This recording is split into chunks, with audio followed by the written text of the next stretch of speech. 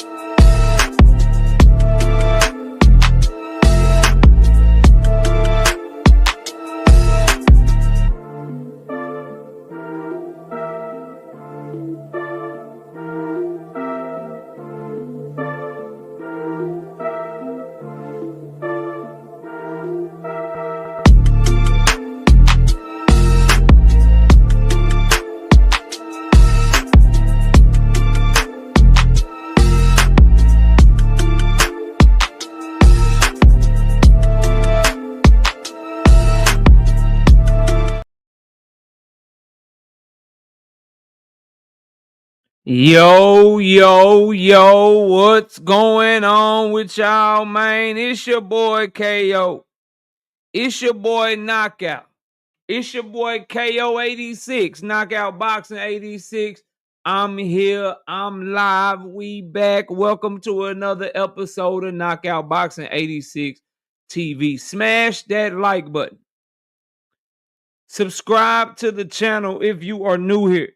Donate to the channel in that Cash App and that Super Chat. If you were a channel member, you would know that I told y'all Brian Norman Jr. was going to whoop on tailor-made Jin Sasaki and get his ass out of there before the 6th round.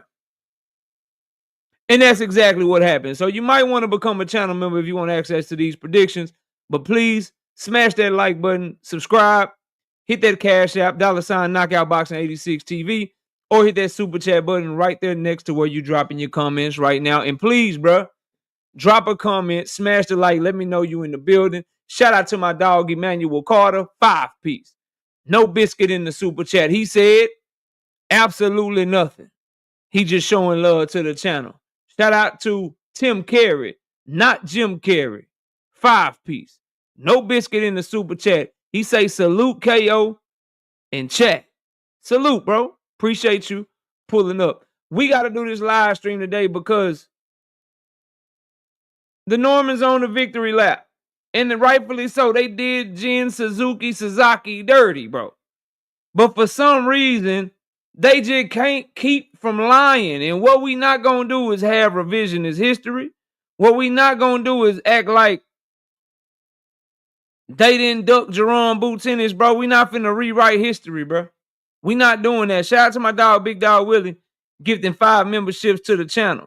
To the homie Blunt Sports, Re-Energized Cowboys fan, TY, Ruben Gutierrez, and Off the Hook Fishing with Chat Daddy. Salute to y'all. I hope y'all will keep those memberships so y'all can know what's happening.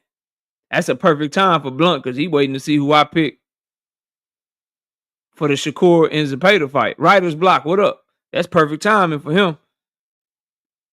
Frequent says, KO, did you see Senior said on? Yeah, I was over there, bro. I was over there listening. Shout out to Just Do. He did great. I don't even want to call it an interview, but he had Brian Norman over there. He had a great conversation with him or whatever. So salute to him for that. But yeah, I heard his ass over there lying and shit.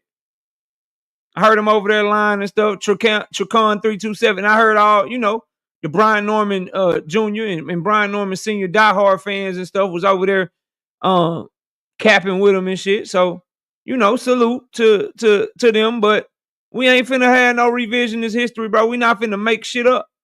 Deep P, oh, your whip man. DP Rocky in the building. Quee, my sister in the building. What up? So let's smash the like button. Let's get the likes over 100. We got a lot of great topics to talk about today. The link is in the chat for Brian Norman Jr. fans only, bro. I need somebody to tell me how he didn't duck Jaron Boots Ennis. It's one narrative I want to get to specifically that I really just pray somebody brings up so I can kill it once and for all. I'm going to kill it once and for all tonight. It's going to get body bagged, toe tagged, and shipped to the morgue. But I want to do it to somebody specifically. I'm waiting on a specific narrative. A specific narrative, a specific talking point that I am going to eviscerate. I'm waiting on it. I'll give y'all a hint of what it is. It's a talking point that a lot of Brian Norman Jr. fans are holding on to. It's a talking point that Brian Norman Sr. himself is holding on to. And it's a talking point that was first brought up and used by someone whose name rhymes with Rachel Schmore. It was started by Rachel Mormare.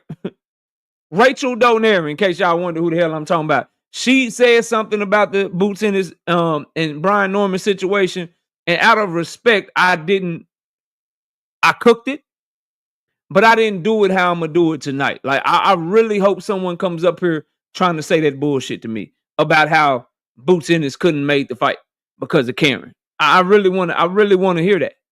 I really want to hear that. So I can just expose all the lies. I think we've done it already enough. But bro, we not finna just, you get a big win, knockout of the year, that shit vibe and that shit great. Then all of a sudden niggas just get amnesia and don't remember everything that happened. Now Boots is the one running from him. Get the fuck out of my face, bro. Get out of my face with that, bro. Y'all lying. Shout out to all things, bro. David Tizane, Brother Huey Q, Kevin House, Writer's Block. What up, bro? Realistic Washington fan in the building. What's good with you, bro? We got Opix ID, Lee Jackson, Bowtime TV in the building. Victor, what's up? DC Dre, Big Block, Million Films, Emmanuel Carter, DXN Tsunami, Meaty Riley, Savage Killer Queen, Tim Carey, Emmanuel Carter, Arena, Paid in Full, Marshawn West, Kevin House, GD, Go Flow, what up? Ashton B, I see you. William Old School, what up? Abad Zane in the building, what up, bro? TY, 007, GD, what up? Yeah, hell yeah, they happy, bro. Hell yeah, they happy. They ain't want no smoke with that boy, man. Juan Harris, what up? Boy Pounder, NW, Terrence Gayton, what up? Silverado Low, NO Boxing, 504, what's happening? My dog, Big Dog Willie, what up, bro? Z in the building, what up, Z? Tricon 327, DP Rocker, Kevin House, Frequent, Quee, 2 cents.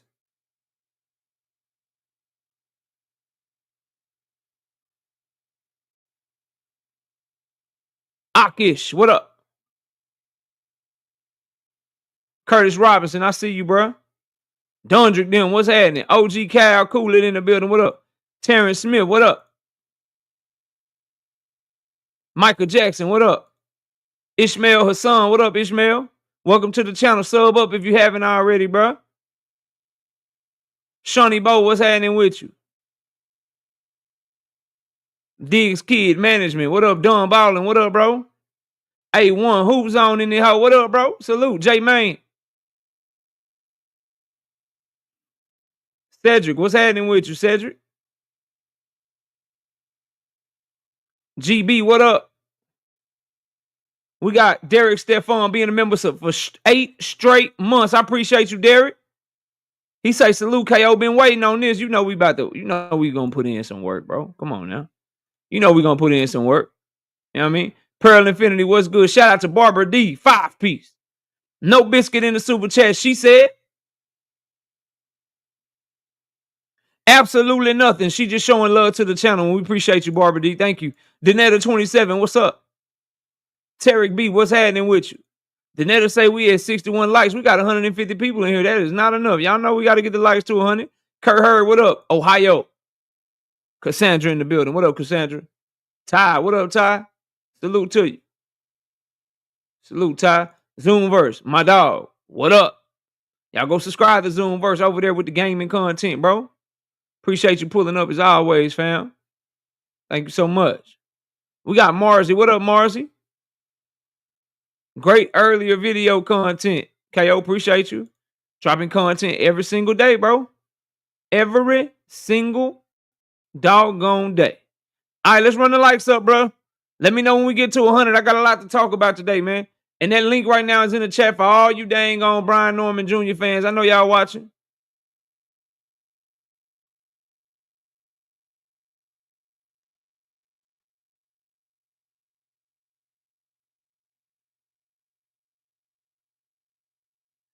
Koqui, what up? Envy the guy, what up?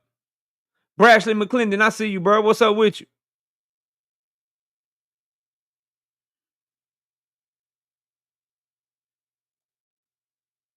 I mean, that wouldn't be wise. He'll probably watch and not say shit. He's always watching, Pearl. Probably watch and not say nothing. Boxing with two folk. I don't say nothing that you can refute. I'm really waiting on this one narrative, though. I'm gonna do that shit dirty today. And it's irrefutable, bro. We got Big Dog Willie with the 5-piece, no biscuit in Super Chat. He says, Boots fighting Jake Paul. After Tank. They both ducked the smoke. ESPN reported. Boots said on the live stream earlier today, he is scared of Norman Jr. Yeah, all right. Best dad ever. What up, bro? Bowtime TV with the 5-piece. No biscuit in the Super Chat. He said,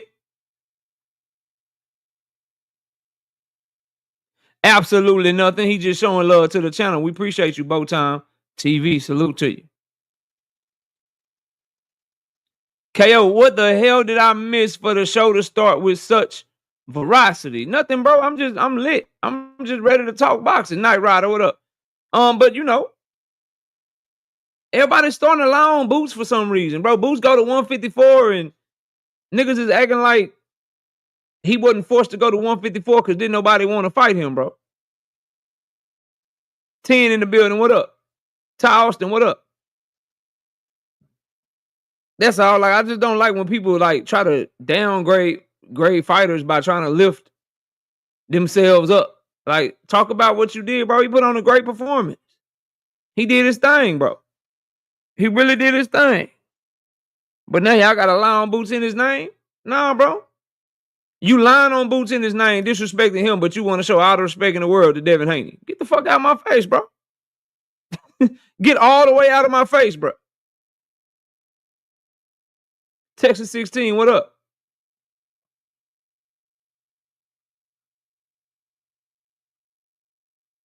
Y'all let me know when we get to 100 likes. I'm ready to get going. And you know, sometimes, Cal, I just be ready. I be wanting to make examples out of people, so I be looking for some debate sometimes, you know. I be looking for a little smoke sometimes. It's hard to get it, though. It's hard to get it because of what I do to them when they finally do try to give me a debate. Like, it's hard to get it, but when I do get it, I'm ready. We got Marshawn West dropping 5 of them things, 5-piece. No biscuit in the Super Chat. Say, I can't stand these daddies out here writing these checks. Their sons have to cash. Yeah, straight garbage. Straight garbage. Texas DT 25-piece. No biscuit in the Super Chat. He says, what's good, KO? In chat, salute. Salute to you, bro. Yep, I watched it. He said that, and he also said these fighters ain't want to fight them. They playing games. People don't want to hear that, though. They said I was only half of myself. I wasn't as good as I could be because I was depleting myself. And these other champions, when they went and took these other fights, I knew they was playing games. We was trying to run it back to back to back to back. But they didn't want to do that. They went and took these other fights in between. And nobody heard that part, I guess. And see, this is the shit I'm talking about. Nobody heard that part of the interview. It's a 10-minute interview on YSM. He literally just said everything that I said. But in order to paint a narrative, in order to lie on the young man, people are only trying to focus in on that part and act as if that's all he said, bro. It's diabolical. We forgetting that he sent multiple offers to the Normans. We forgetting that they refused to negotiate them with him while they had Sasaki on the table. Forgetting this shit, bro. Forgetting all the goddamn lies and shit, bro. All to do what? Every time we get like a talented fighter that our community is behind and we like, yo, that's the one. He the one right there. Niggas always come and hate and try to put somebody else there that's just like, bro, we have chosen. The people have chosen. When it come to 147 to 154, Boots is going to be the superstar. And everything right now is going to go through him. That's what the people have decided. He's the people's champ, bro. Everyone has decided, from Philly to all across America, we've decided, look, if you want to prove you that one, you're going to have to show me what you can do with Boots Ennis, bro. You're going to have to show us what you can do with Boots Ennis, bro. That's just what what people want to see. And so when he's sending offers to people and he's trying to make fights, niggas is going to be like, yo, why you ain't make the fight? What's going on? So that's all this shit is. But I'm ready to get to the show. Where we at with the likes, man? 102 bet. Let's get this camera on. Let's work. Let's get this camera on. Let's work. Man, there's going to be some uncomfortable truths today. It's going to be some good conversation. Smash the like button. Subscribe to the channel. You know what I mean? Hit that super chat. Hit that cash app. If you drop a cash app and I don't catch it, please let me know in the comment section. Because sometimes, see, I got one right here. See what I'm saying? See what I'm saying? I got one right here. And I need y'all to let me know when y'all drop them. If you drop a cash app so I can make sure I catch it. I want to make sure I salute y'all. Shout out to T. Burwell. Burweezy in the chat. 5-piece. No biscuit in that cash app. They said absolutely nothing. Just showing love to the channel. I appreciate you, Burweezy. Thank you so much. All right, let's get to it, bro. Let's get to it. So, first topic I want to start off talking about today, y'all, is why does everybody want to do business with Premier Boxing Champions if they going out of business? I need someone to explain to me why ESPN is trying to sit down with them and come up with a deal. Why is Top Rank trying to do a collaboration with them? And why is Golden Boy trying to make history with them? And why does Turkey Al-Sheikh depend on them to fill out all of his cards if they going out of business? Could somebody talk to me? Can somebody holler at your boy and let me know what's cracking? Run the likes up too. We got 188 people in here. We should be at 125 likes, 150 likes. I need y'all to keep running the likes up. We got a different type of vibe tonight, bro. I'm in one of them modes tonight. I can already feel it. You know what I mean? I can already feel it. We got Quee, 5-piece, no biscuit in the super chat. She said support. Talk your shit, KO. You know I'm working. Best dad ever. What's good, homie? Run them likes up, though. It's one of them ones, man. It's one of them ones. Can somebody please explain to me how you could be going out of business, you could be a sinking ship, and everybody trying to jump on that bitch and drown with you? Because that's what people will try to have you believe out here. Barbara D, what's up? 2 Cents Boxing. Go subscribe to 2 Cents Boxing and go subscribe to Quee. I think she got her show tonight. It is Thursday. I think she do her 9 o'clock, 9:30 show, whatever it is. Y'all go show her some support when y'all leave up out of here, man. Coach P, what's good? But how they sinking, how they a sinking ship, how they going under. They about to lose the prime deal. They running on their last leg. They can't afford to pay nobody. They can't do no damn They can't do no damn venues. They don't know how to book no venue. They can't afford a venue, bro. They can't afford their superstars. All their superstars mad at them. Everybody unhappy. Then why is everybody in American boxing there's somebody trying to rock with them, bro?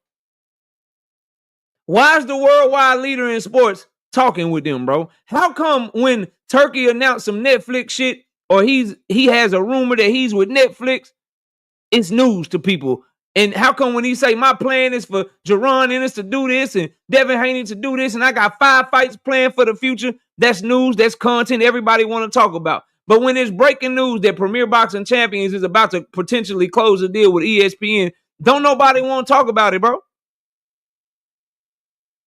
Don't nobody want to talk about it. Can somebody explain that to me, bro? How does that work? Shout out to Twin Lamar. 20 of them things. Bow. 20 piece. Bow. No biscuit in the super chat. He said the Norman's been had that Sasaki Suzuki fight planned. Nobody can tell me Jen flew 7,000 miles, 19 hours to the United States just to beg for a fight that wasn't guaranteed. They never had any plans on fighting Boots after Quavosh. That's a nasty super chat. That's a nasty super chat. You know why it's so nasty, Twin Lamar? Can somebody put 100 in the chat if you heard me say exactly just that months ago? If you heard me say exactly what Twin Lamar just super chatted months ago, can I get 100 in the chat? Because that shit sound familiar. That shit sound familiar. That sounds mighty familiar what you took the time to type. Salute to you, though. Salute to you. You're 100% right. The real question is, how long will it take you to go make another account so you can get me another view? That's the real question. That's the real question. The real question is, bro, how long is it going to take you to make another account and come back so you can get me my view? The real question is, why was you so scary that you came in here and you typed that in my chat instead of hitting the link that I have pinned to the channel? If you want to ask questions, we can ask real questions.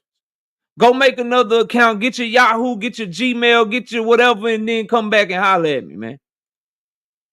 Yeah, that's what you can do, bro. SBG Mello, I see you, bro. Shout out to my dog, Brashley McClendon, bro. 5-piece.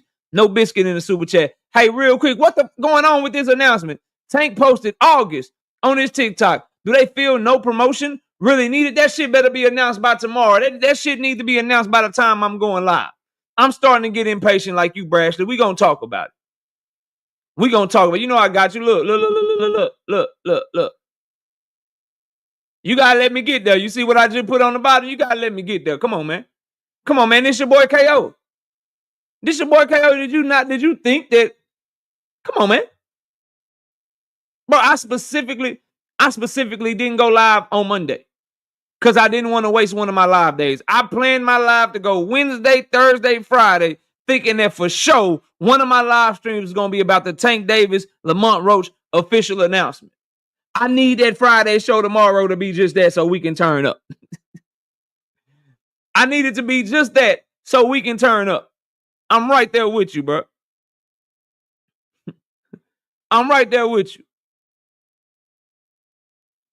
LOL, you scary, dude. Your name is LOL. And you talking to me behind an avatar that they give you automatically, bro. Not your real picture, right? Not your real name. You got 2 burner accounts named LMAO Stop and LOL Stop. But I'm the one that's scary. Me. I put my face in front of my videos and my live streams every single time I go live. Every single video I drop. I stand behind everything I do. You were talking to me behind 2 burner accounts that you had ready made. You dropped that comment 30 seconds after you dropped the last comment. 30 seconds after you dropped the last comment, you dropped that one. You already have these accounts ready, bro. So who's scary? Who weird? Shout out to the trolls. Shout out to the trolls. I appreciate y'all. I love getting a hold of my block button every now and then. Because we do real things over here. If you got a problem, that link is in the chat. We can talk like men or we can talk like men and women. You know, brother and sister, we can have a conversation. You got no life coming over here. Coming over here worried about what I'm talking about while not showing your face. And out of all the stuff you could have named yourself, you named yourself LMAO Stop, LOL Stop, and Mr. Steve. LOL Stop, LMAO Stop, and Mr. Steve. But got the nerve to say I'm scared. Tell you what, put a picture of yourself up and give your real name. Shout out to Twin Lamar back in the super chat. 10-piece. No biscuit. Say Sasaki never fought in the U.S. before. That boy needed a whole passport just to get here. That ain't no shit that just happened overnight. That's a whole 3 to 6 month process by itself. All facts.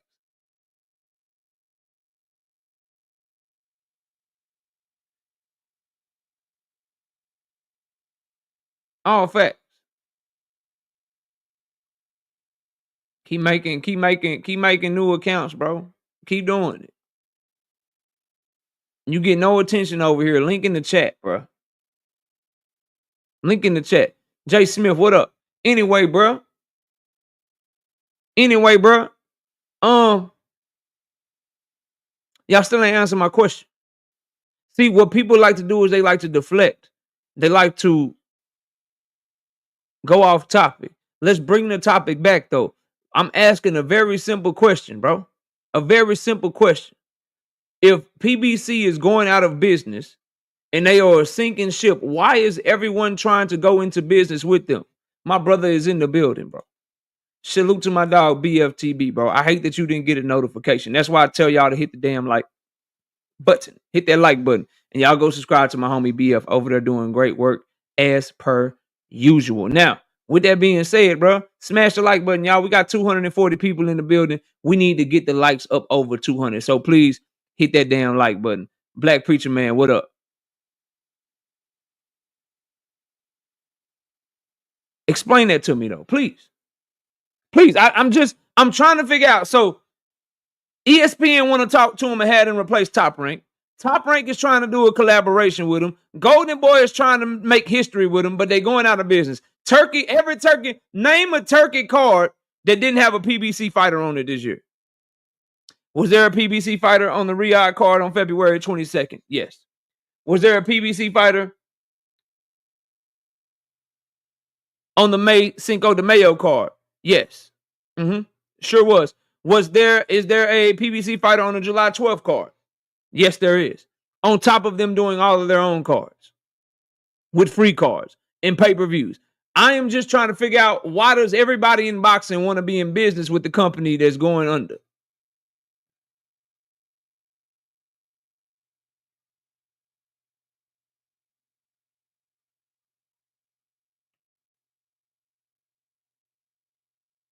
I don't think PBC's business model fits ESPN, though. So why are they sitting down with them? Like I hear you, bro. Tell that to the people that make decisions over at ESPN, because they damn sure want to sit down with them. They negotiating with them right now. Tell them that, bro. You mean a business model of making money? You mean a business model of actually doing something with your budget to give you a return on your investment? I think that business model works for anybody in business. If I'm going to give you a budget, I want to know that I can get my budget back and then some. They have the best chance of doing that. ESPN just gave Top Rank a budget and they blew it every single year, over and over and over again. Go tell them that, bro. Like, I don't know what y'all want me to do. Go tell ESPN that they should have kept Top Rank, and why are they talking to PBC?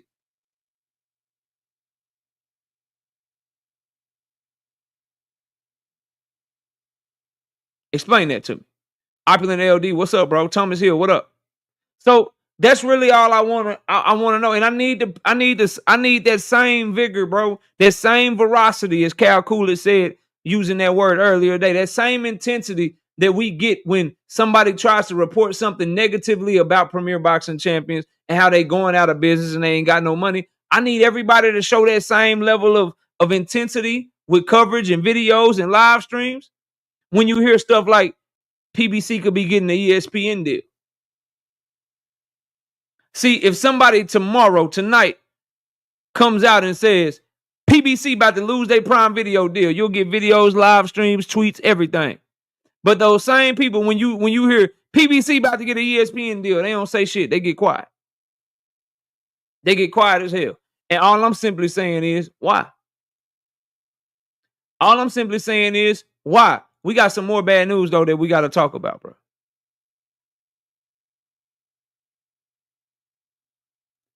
Did you see the picture of Turkey Bud and Canelo at dinner? No, I did not. It's a trash-ass fight. I did not. That's a trash ass fight. We covered it yesterday. The good, the bad, and the ugly. Real quick, 410 born. The good about it is it's going to be a big event. It's going to bring a lot of eyeballs to the sport of boxing. The bad part about it is it's not a legacy fight. It's a lose-lose fight for Canelo. It's a win-win fight for Crawford. All Crawford got to do is go in there and not be like Jermell Charlo, and he's going to have an excuse. That's all. That's all. Canelo, no matter what he does, if he knocks Crawford out in the first round, if he knocks him out in the 5th round, whatever he does, if he beats Crawford, whatever, who gives a shit? You pulled up a nigga 3 weight classes in 2 fights that's 38 years old, that fights 1 time a year, that's old as shit. On the other side, almost 40 years old. Instead of fighting David Benavidez, bro. And if you lose, you just got exposed. With Terrence Crawford, all he got to do is not be a hoe. And he good. Fight's trash, bro. So no, I didn't see it. I didn't see it, bro. But the good is it's going to be big. And it's going to bring a lot of eyeballs to the sport of boxing. And at least they having it in America where they need to, bro. Straight up. What eyeballs? People going to do it. People going to watch it. GM says people going to watch that fight 2 cents for sure. GM says check email. All right, let me see.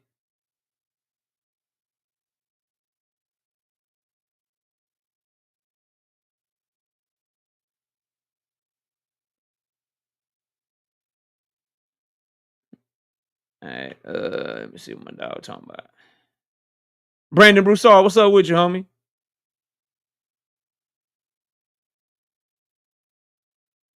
Hope Crawford gets punished. Nah, I'd rather Crawford beat Canelo ass.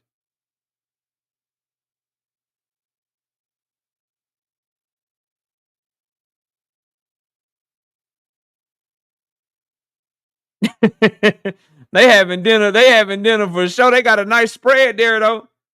Yeah, that's crazy. What up, Vote Majesty? I say if Crawford lose, it still hurts his legacy. Nah, bro, how? How? Long as he try hard, he good. How does it hurt your legacy moving up to fight somebody 2 weight classes above you? Long as you put on a good fight and the undisputed champion 2 weight classes above you. Nobody cooking Carol Brook for what happened with him and Triple G, bro.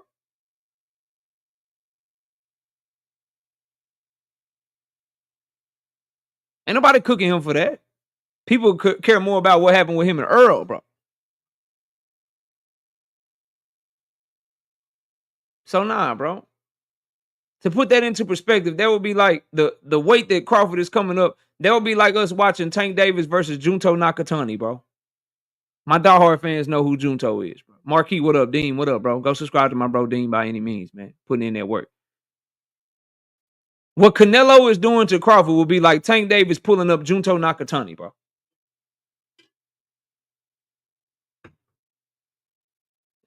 I cannot abide that shit. But I ain't trying to talk about them. I'm trying to talk about this, bro. Eddie Hearn just laid the groundwork for Callum Smith to duck David Benavidez, bro. Yeah, Vote Majesty, but I'm an old school boxing fan, as is you, I believe, bro. So I don't really care about these new boxing fans that's gonna try to fault a fighter for moving up and fighting the bigger guy. Like as long as you move up, fight the bigger guy, and you didn't fight like a hoe and you put up a good fight, bro. It's not gonna hurt your legacy that much, bro. Benavidez Smith versus Callum Smith is on shaky ground, though, y'all. As Smith is getting set to duck. Eddie Hearn really tried to make it seem like it was a tough decision. He said Callum Smith is going to have to decide between whether or not to defend his WBO interim title or challenge David Benavidez for his WBC real title. Where's the decision? How is that a hard decision? Look, bro, should I just defend my regular secondary belt? Or should I fight for the real thing? They literally acting like there's some tough, hard, super difficult decision to make, bro. Ronnie Bravo, what up, bro? It's just diabolical, man. This is crazy. David Benavidez is got boys around here spooked. It's like it's great that he fought David Morrell Jr., but now cats is like, David Morrell Jr. hella athletic. He punch hard. He got real good skills, and David Benavidez just beat him up. He just beat him up. And you know that nobody wants to admit it, but you know Callum Smith is like, I'm not as athletic. I don't know if I punch as hard. I'm not as talented. And you want me to get in front of David Benaivdez?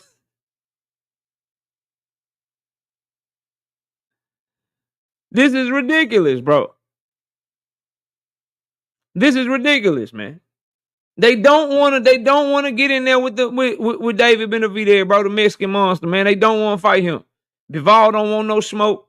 The only one I believe will fight him is probably Better Beef because he just crazy enough. He just crazy enough, bro. He'll fight him. You say Benavidez, Iron Opataya, that'd be a hell of a fight. Ja Opataya in trouble if he can't really put a dent in David Benavidez in the first 5 rounds. He got gas tank issues. Bro. Ja Opataya, that's my dog. I've rocks with Ja Opataya. But all that movement, them feints, being on his feet all the time, jumping in and out, bro. All that shit, jumping in and out, keeping the feet, you know what I mean? That shit tire you out. He faded against Maris Breeders 2 times, bro. You can't be fading the back half of the fight against David Benavidez, bro. And Ja Opataya gonna have to really put a dent in David for the first 5 rounds or 6 rounds. Because if it's competitive, bro, and he start gassing out, it's gonna be a problem. You say Ja will step on David, you crazy, bro. You crazy.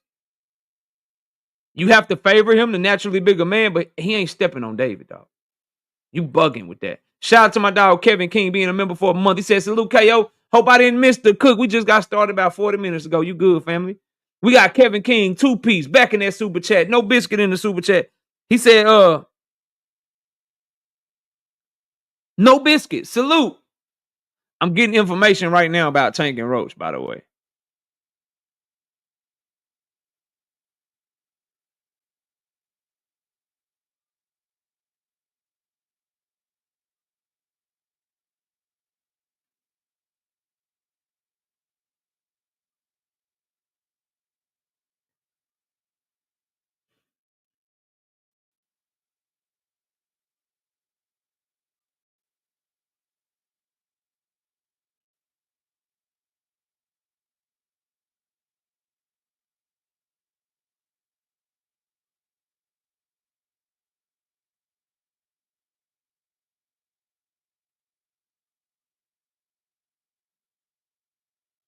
All right, my bad, y'all.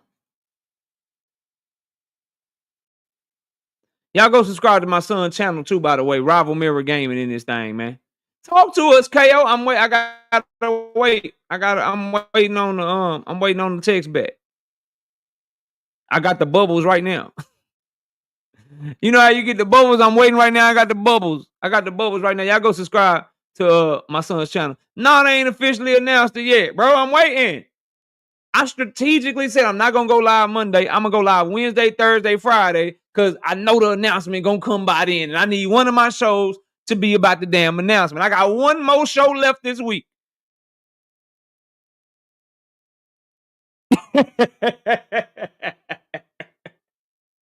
I was messing with my source. He said, F you first, let me send this. All right, he about to send it to me. My bad, bro. My fault. My bad, bro. My bad. No more sleepwalking. What up, man? I predict the announcement gonna come July 4th because, nah, bro, what? That's a month and a half before the fight. No. That shit need to come by tomorrow. The fight's supposed to be August 16th. 5 weeks is not enough to promote the fight. 8 weeks is perfect. Saturday is exactly 8 weeks away from the fight. So they need to announce that shit by tomorrow.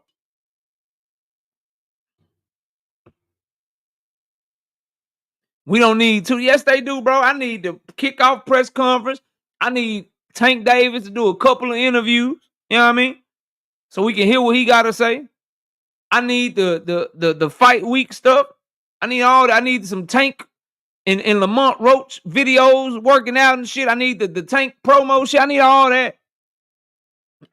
You can't do that in about 4 or 5 weeks, bro. I can't do that in about 4 or 5 weeks. Anyway, bro, back to Benaivdez, bro, who's supposed to be fighting in September or October. Callum Smith is about to duck him. I hope Anthony Yard doesn't. Because that was the second option that they looking at, bro. They really want that Callum Smith fight because Callum Smith does have that WBO interim, and they are basically taking the mindset over there on Team Benavidez. If Bivol or Better Beef don't want to fight us, we just gonna keep getting their shit stripped.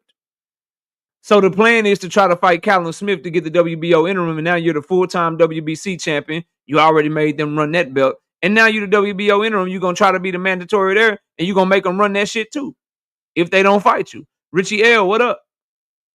So we'll see what happens, bro. But just know that Eddie Hearn said some shit today to let you know that they're actually acting like it's a decision between whether or not Callum Smith should be fighting Benavidez or just simply defending his baby belt. So basically, does he want to be a world champion or does he want to defend his right to be a mandatory instead of challenging for a world championship? That is where they at. Now, my brother Deem says, y'all need to hit the damn like buttons. Where we at on the likes?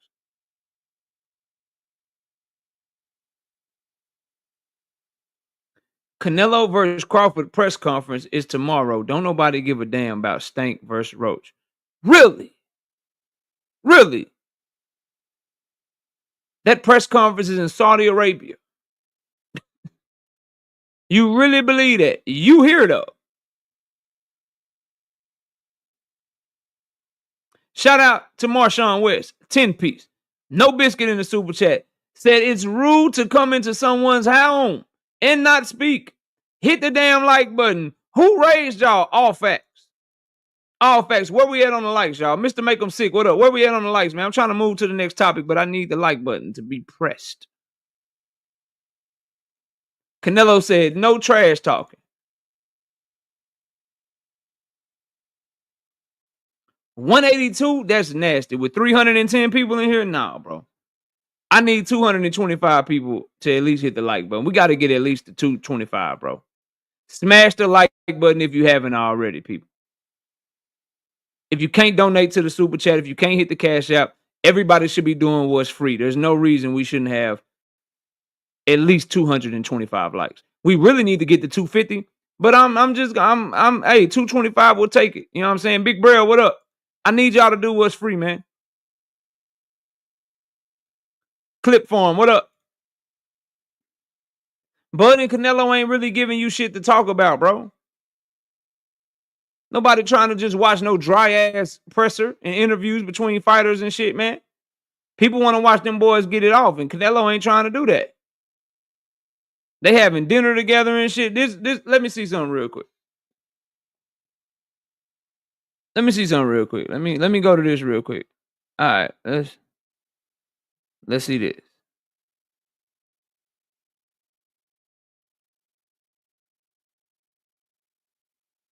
I just want to take a look at something, bro. Terrence Crawford. Terrence Crawford. Let's go. Let's go here. All right. And this is just me off of the top of my dome, right? Okay. Just getting an idea of something here. Just give me a second. All right. Black Preacher Man, what up? Let me just take a look at something.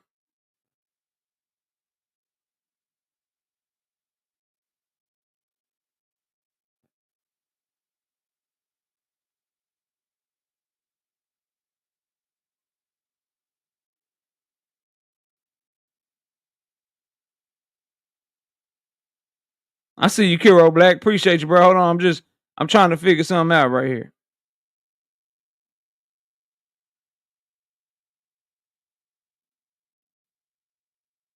Just take a look, you know. I just be liking to figure stuff out real quick. Hold up.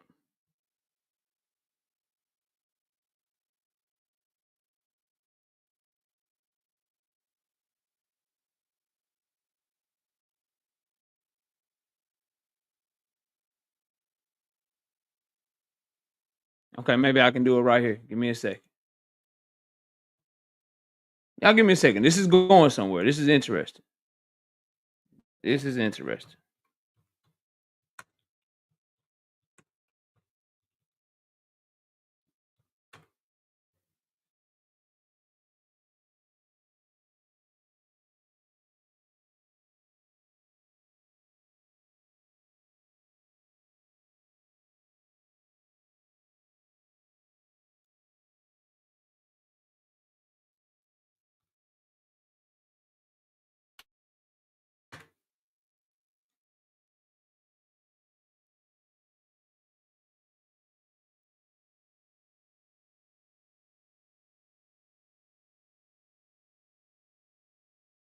Shout out while I'm waiting, because I got something uploading. Shout out to my dog, Kiro Black, bro. Being a member for 25 straight months. He say, start a timer 2 minutes and tell people to get us to 250 likes within that time frame. I'll give away 10 memberships if we get there. Come on, bro. He gonna give away memberships. I'm setting the timer right now. Let's get to 250 likes, bro. Get to 250. He gonna give 10 memberships to the channel, bro. And we setting the timer for 2 minutes. Please get the likes all the way up to 250 so you can get your free gifted membership. Now, I just wanted to, take a look at something. And now I got it all in front of me because old buddy came in here and said this. Let's go back up to Nerd's comment. I just wanted to get something from Nerd, right? Let me go to Nerd. Let's go to Nerd. Where Nerd at? Where'd you go, Nerd? Let's go find Nerd. There we go. Oh, it jumped on me. There we go. Let's go find Nerd's comment. Crawford versus Canelo press conference is tomorrow. It's tomorrow. Don't nobody give a damn about Stank versus Roach. Called him Stank. Wouldn't even call the man by his name. Showing he a true hater. And he has no respect. So, but that's cool. So what I want to know is Terrence Bud Crawford dropped a post of his press conference arriving in Riyadh, Saudi Arabia. That post did great. That post got 43,000 likes. People tuned in. They liked his post to the tune of getting 43,000 likes. Tank Davis posted something where he just showed a bunch of photos and some cryptic ass sayings on the same app. And he got 565,000 likes. Who do people care about, Nerd? Who are people to?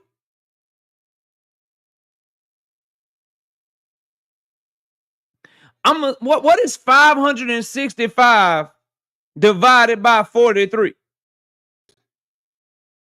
That number, bro. 565 divided by 13 times as many people tuned in just to hit.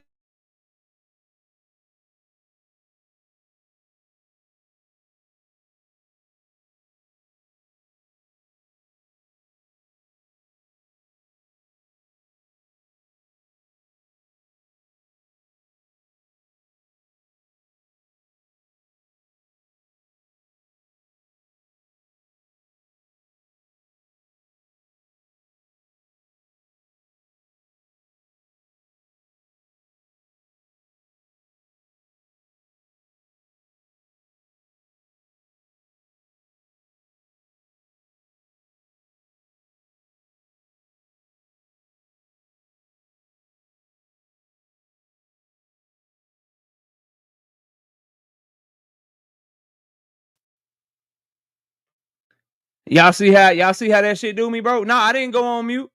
I ain't going on mute. Turkey keep shutting down my stream, bro.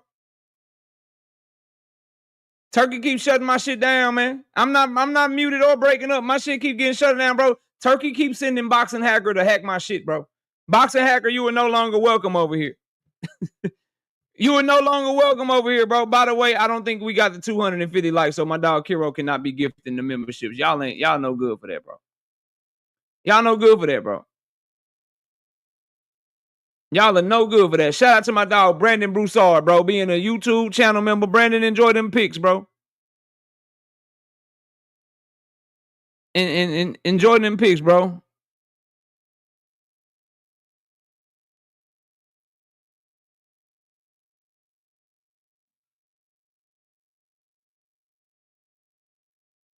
Okay, say, bro. Say, bro. Hey. Hey, so I was right on my Air Force video that I dropped today, bro. I was right on my Air Force video. Y'all know I be wanting to know. I said, say, bro, what? I said, say, man, can you ask Tank what this shit mean, man? Why the two different sizes, bro? Why this shit two different sizes, bro?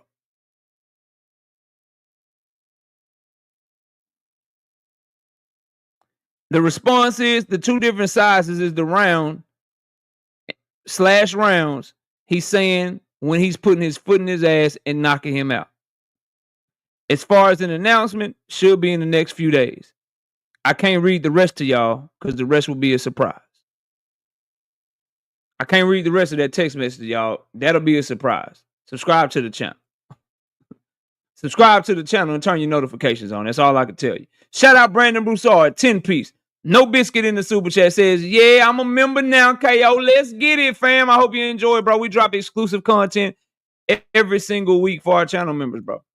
And we get a lot of our picks correct. Shout out to my dog, Kiro Black with the 5 piece. No biscuit in the super chat says, I'ma still give them away, KO. For all y'all shadow watching, y'all had for that. Appreciate you, dog. Let's see if you got any of the lurkers, man. Let's see if you got any of the lurkers. Let me go to my joint real quick, bro. Let me go to my joint, man. We got 335 people in here. I'm gonna move on to the show once y'all hit that dang on like button. We need 250 likes, bro. LeVar Cooper, JL, Redhead Plays, Will Bless, Lockefeller, J. Howard, Keysmart, Draper Wright, Jahai Mitchell, Ray Davis. Ray, why you ain't saying shit, Ray? Ray, why you being so quiet, man? That's the co-host over there with Claymore Rain, bro. Ray, why you ain't saying nothing, bro? Ray, why you being so quiet, bro? Don't be in here lurking, Ray. Drop a comment, man. Ray about to be sounding like a savant now. He gonna be listening to my picks. He gonna go on his show and pick all my picks. You know what, Claymore? I really believe this person gonna win. I'm really picking this person to win for real, right? Yeah, I got him. I'm gonna be listening. The damn breakdown gonna be the exact same as mine. I'm be like, damn, Ray. Okay, I see what your ass is doing. I see what you're doing, bro. Shout out to my dog Kiro Black, though. There go them gifted memberships. He dropped 10 memberships for y'all, bro. Appreciate you, Kiro. Even though you gave one to Ray, Ray about to be using my shit, man. He about to be using my picks, talking points, and everything, man. Just shout me out when you do it, Ray. Just shout me out when you do it, bro. Showtime the guy. What up? I like Showtime I like Showtime the guy, bro. I like some of the stuff I've read from him. Yeah, Lion caught him creeping. Rod Netter, yeah, I like Rod Netter too. Get you right, bro. And my dog Lion, I'm gonna get my dog Lion right. Because Lion's just my favorite animal and stuff, bro. Shout out my dog B More Finest in the building. What up, B More? Salute, bro. We got 250 likes yet.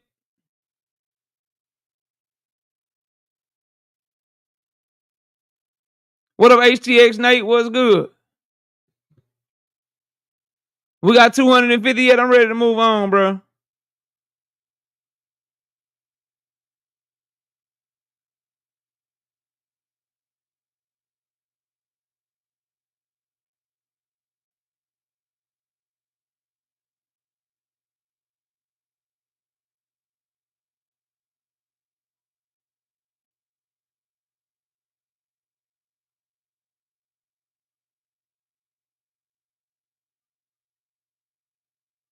All right, there we go. 245. We gotta get 250, bro. Yeah, I just gave him one William Old School. He should be straight now. He should be good now. Richie L say, damn, hit the like, y'all. Shit. Yeah, I'm with you, Richie. I'm ready to keep going, bro. But sometimes I just gotta stop and remind y'all, bro, what it is. We gotta run them likes up, man. We gotta run them likes up, bro. 245. We just need 5 people. Hit the damn like button. We back to it, bro. The Big Punch. What up? Hit the like button, Big Punch. 247. We need 3 more.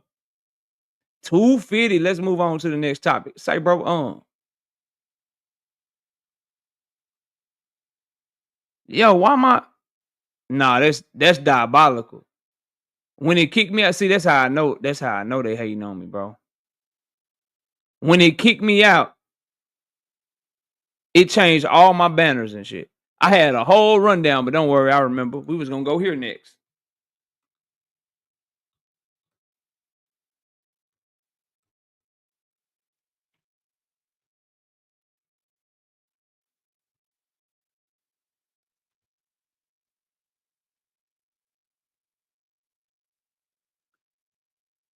Bill Haney said that Boots had an opportunity to fight Devin Haney, and Devin was on the table to fight Boots Ennis. But Boots turned it down. And I quote, Boots' biggest bag was Devin at 147. That fight was on the table for Boots. I respect his move to 154, but let's be real. Team Alifu and Brian Norman didn't bring enough to the table. Ain't it funny how magically when Boots Ennis announced his move to 154 pounds, this is the first time we ever hearing that Jaron Boots Ennis had an offer to fight Devin Haney, bro? Why is this our first time hearing this shit, bro? Because it's a damn lie. Because it's a damn lie, bro. Boots Ennis ain't had no dang on offer to fight no damn Devin Haney, bro. He didn't have no damn offer to fight no damn Devin Haney, bro. Stop it, fam. And if that's the case, then why are they just now saying something, bro? Jaron Boots Ennis moved up to 154 because the other champions were ducking him. And I disagree, Tony T. How did he do a terrible job? He can't force people to fight Boots Ennis. He got him in goddamn unification, bro. He got him in unification. No other champion at 147 pounds can say that. He did great with Boots. Nobody wanted to fight him. They couldn't get Barrios to fight him. They couldn't get Brian Norman to fight him. And they had to do a whole bunch of tricks to get Stanionis to fight him. Bookie Allen, what up? It's no way possible, bro. Gotta stop with these fake ass narratives, bro. Bill wouldn't even let Devin get in the ring with no damn Jaron Boots Ennis, bro.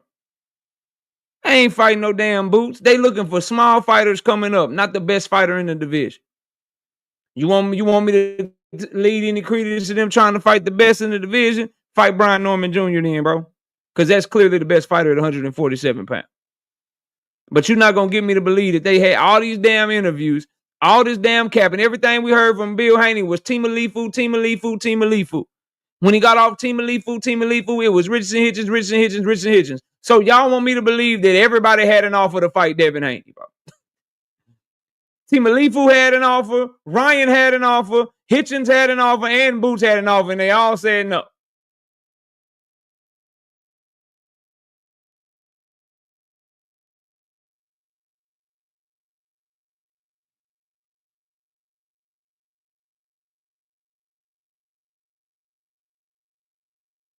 Like, really think about this shit. Really listen. Really listen. Offer for Team Alifu, offer for Hitchens, offer for motherfucking Ryan, and offer for Jaron Boots Ennis. Oh, yeah, and we flying to Japan because we want Brian Norman too. Remember, I told y'all this when they were down at 135. What Bill does a great job of, what the Haneys do a great job of, is they tell you that they want everybody. They tell you that they want everybody and that they'll do anything and that everything is on the table. Then when they go to do what they actually plan to do, they can tell you, well, I told you I was going to do it. So we want Shakur. We want Regis. We'll do 135. We'll do 140. We'll do whatever. But then when they go do whatever they want to do, oh, man, we told you we was going to do it. Oh, we want Boots Ennis. Oh, we want Brian Norman Jr. We'll fight Team Alifu. We'll fight Richardson Hitchens. We want Ryan Garcia. Then when they go do what the plan really is, they'll just be able to tell you, well, we told you we was going to do that. Well, what about all the other shit that you said too? That's all this is, bro. Same playbook, different weight class, man. Ain't nobody going for that shit, bro. Ain't nobody going for that shit, bro. Y'all can fall for that shit if you want to. I've been peeped the game. Pat Greedy, what's up, bro? Bro, your prediction be spot on. I'm going to become a betting man now. I'm missing out On bread. Yeah, we hit the Bree Norman prediction right on, bro. That dude was tailor-made for him, dog. You can't be no small. You a small welterweight if you Sasaki, and that's what I wanted to get to next, bro. I do want to spend some time.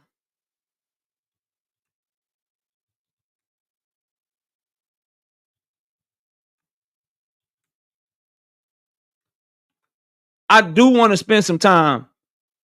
Uh-oh.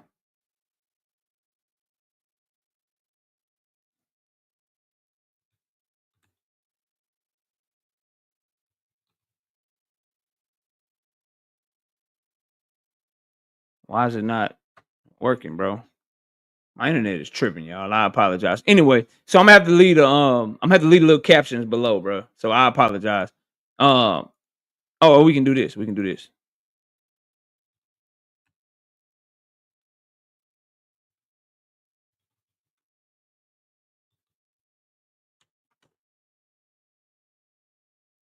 And then we can just put it up on the screen that way. There we go.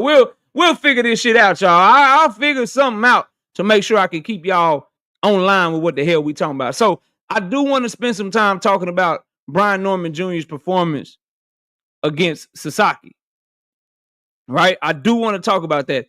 It was a wonderful performance, bro. He beat that dude down, beat that dude up, and stopped him. And if you're a channel member, you would know and you would have seen this shit coming, bro. Because Sasaki is a straightforward, high guard, straight line fighter that don't punch as hard as Brian Norman. They can't get out the way of shit. That ain't got no defense, not as athletic or as strong or as big as Brian Norman. And you can't fight him in that style. You got to be bigger than him and punch harder than him. And you got to be doable because he can crack. He can crack.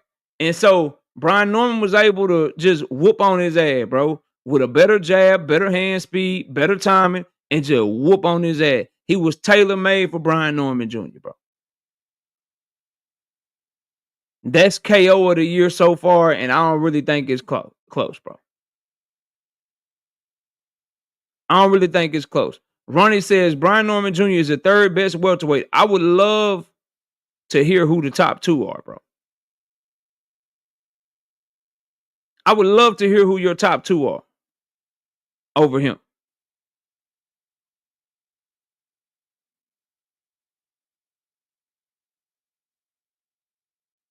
And so when you look at the lay of the land, Ronnie Bravo was talking about it. I got Brian Norman Jr. as the best welterweight in boxing right now.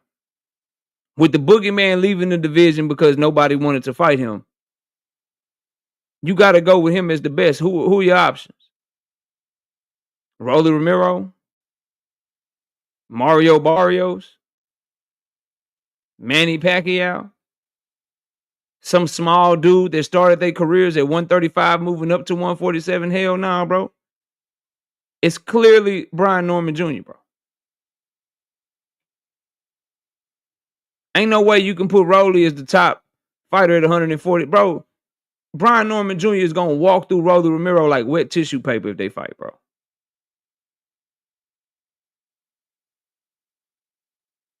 How can Giovanni Santillan be number one, Ronnie, when Giovanni Santillan already got knocked out in his hometown by Brian Norman Jr., bro? Are you trolling me, fam? Ronnie, is that really you? This ain't like you, bro. It's not like you. How can Giovanni Santillan be number one when Brian Norman Jr. already knocked him out, bro? Are you trolling me? Yeah, you got to be trolling me. You got to be trolling me, bro. You got to be. So I thought the performance was great. He dribbled that boy head off the canvas like a basketball, and he's a problem. He's a problem. These boys, that's a lot of power and some athleticism and an ability to cut off the ring. And if you get to trying to duke it out with him and bang it out with him, bro, you cooked. You could, yeah, that's Santillan. That was last year, though. That was last year, though, Tony T. But I'm with you. That Santillan KO was nasty. The boy can fight. I like the progress that he's shown. If we can just get his daddy to stop being Bill Haney Jr., nigga, we'll be straight. If we can just get his daddy to stop being like Bill Haney Jr. and stop lying and capping and making shit up and attaching his son's name to somebody, bro, that he has no intention on fighting, bro, he'll be A-okay. Because the fighter can fight. The fighter laid down a demo in Japan. He laid down a demo in Japan, but we got to stop. We got to stop with the line-ass boxing dads, and he'll be okay, bro. If he can stop doing his Bill Haney Jr. impersonation, then he'll be straight. Because Brian Norman Jr. seemed to be getting better, and he put on a great performance. Tailor-made opponent, cherry-pick opponent, right? Garbage-ass opponent, but nonetheless, he did what you're supposed to do to a garbage-ass opponent. So the performance was A1, bro. A1 performance. You can't hate on that.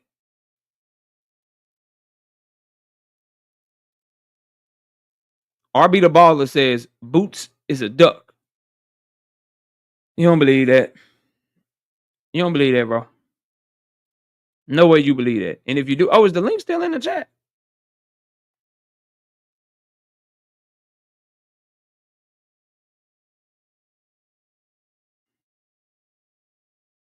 Okay, yeah, link's still in the chat. Brim, I see you in the building capping. What's up with you?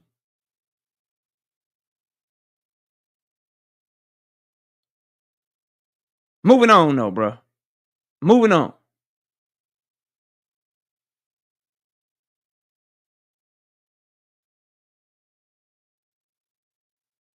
I gotta type in the chat. That's right, cause that shit tripping. StreamYard on day. Mike checker, y'all there, bro? My stuff seems like it's freezing out, bro. I'm getting hated on, bro.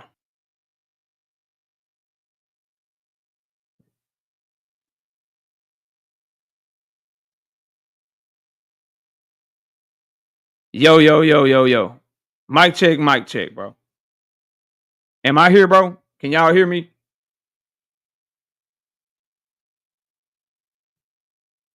All right, I think I'm good.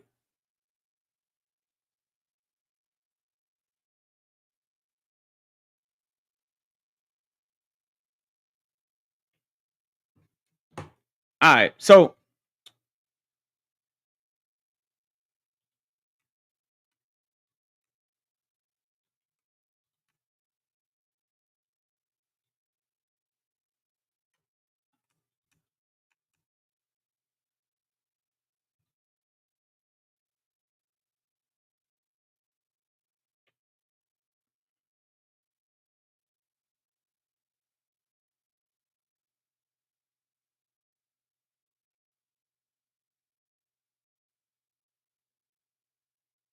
all right, bro. Can y'all announce the Tank and Roach fight already, bro? Can y'all go ahead and announce the fight? We all know it's confirmed. We all know y'all fighting August 16th. Can y'all just officially announce it so we can really get shit cracking? So we can really get shit going, bro? Or is there a curveball? But before I get there, give me a second, man. Give me a second. Because I want to talk about it, but give me 1 second.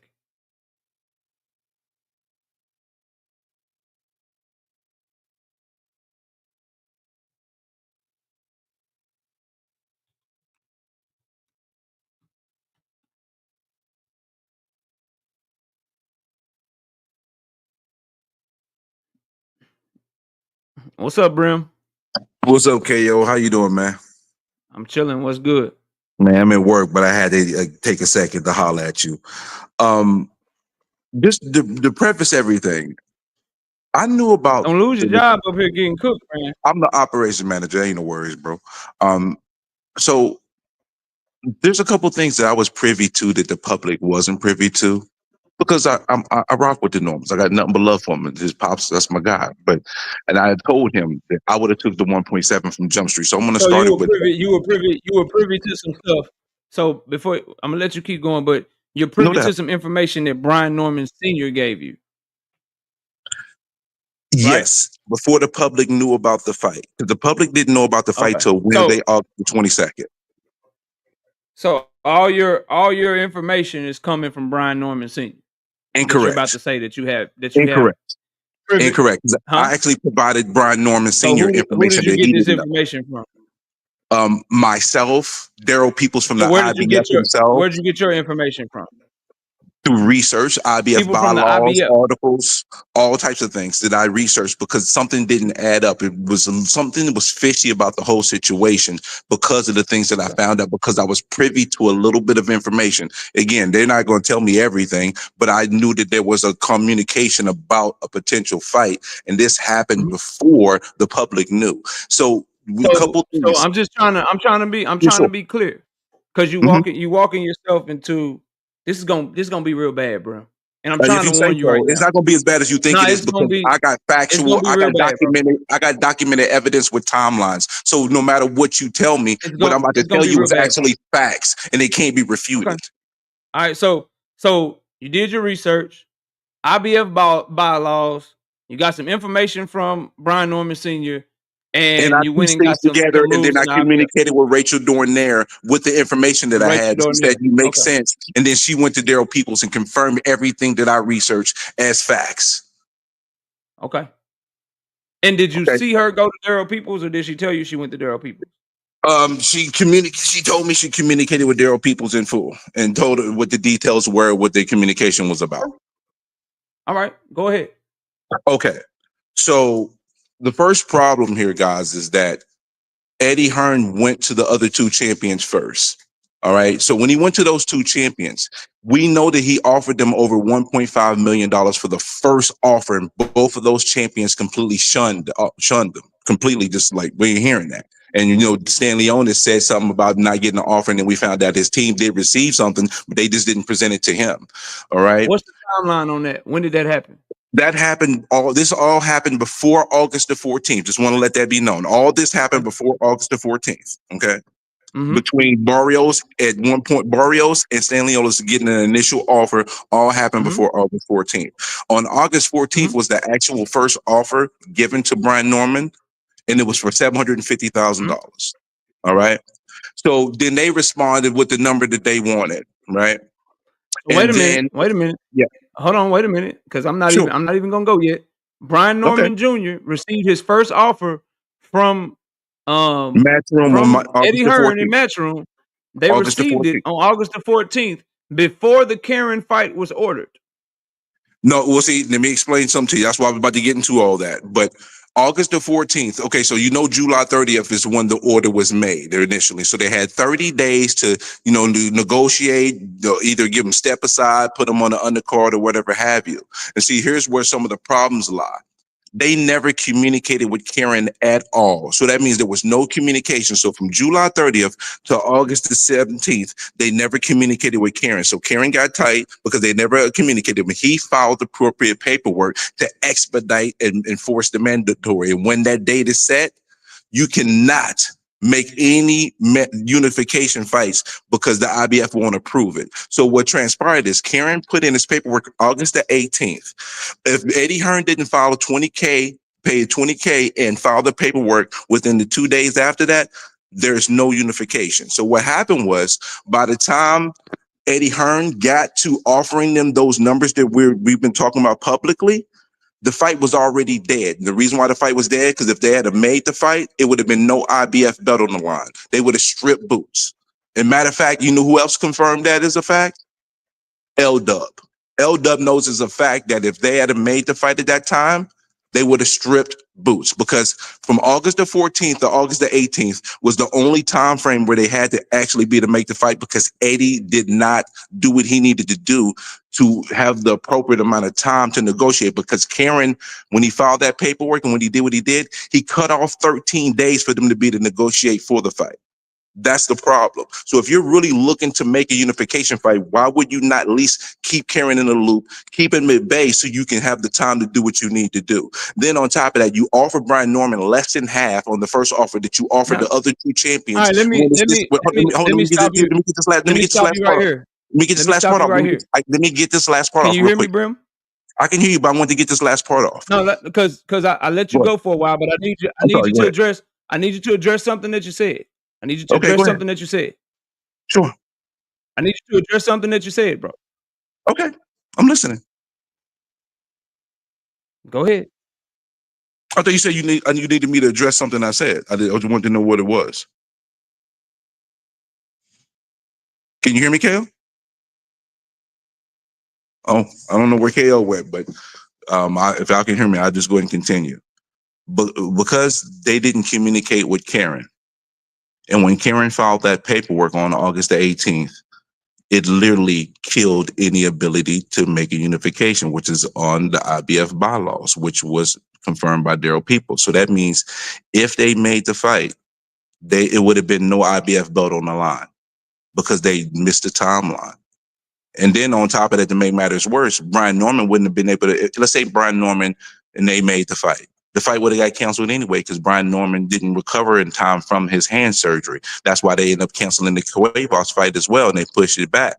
So no matter how we slice it, this fight wasn't going to happen. They only had 4 days to negotiate the fight. And that's the thing that people don't understand because the narrative is so popular and it's so heavy out here in the streets that these facts and details are just being left out and it doesn't matter to the public because the narrative has already been set.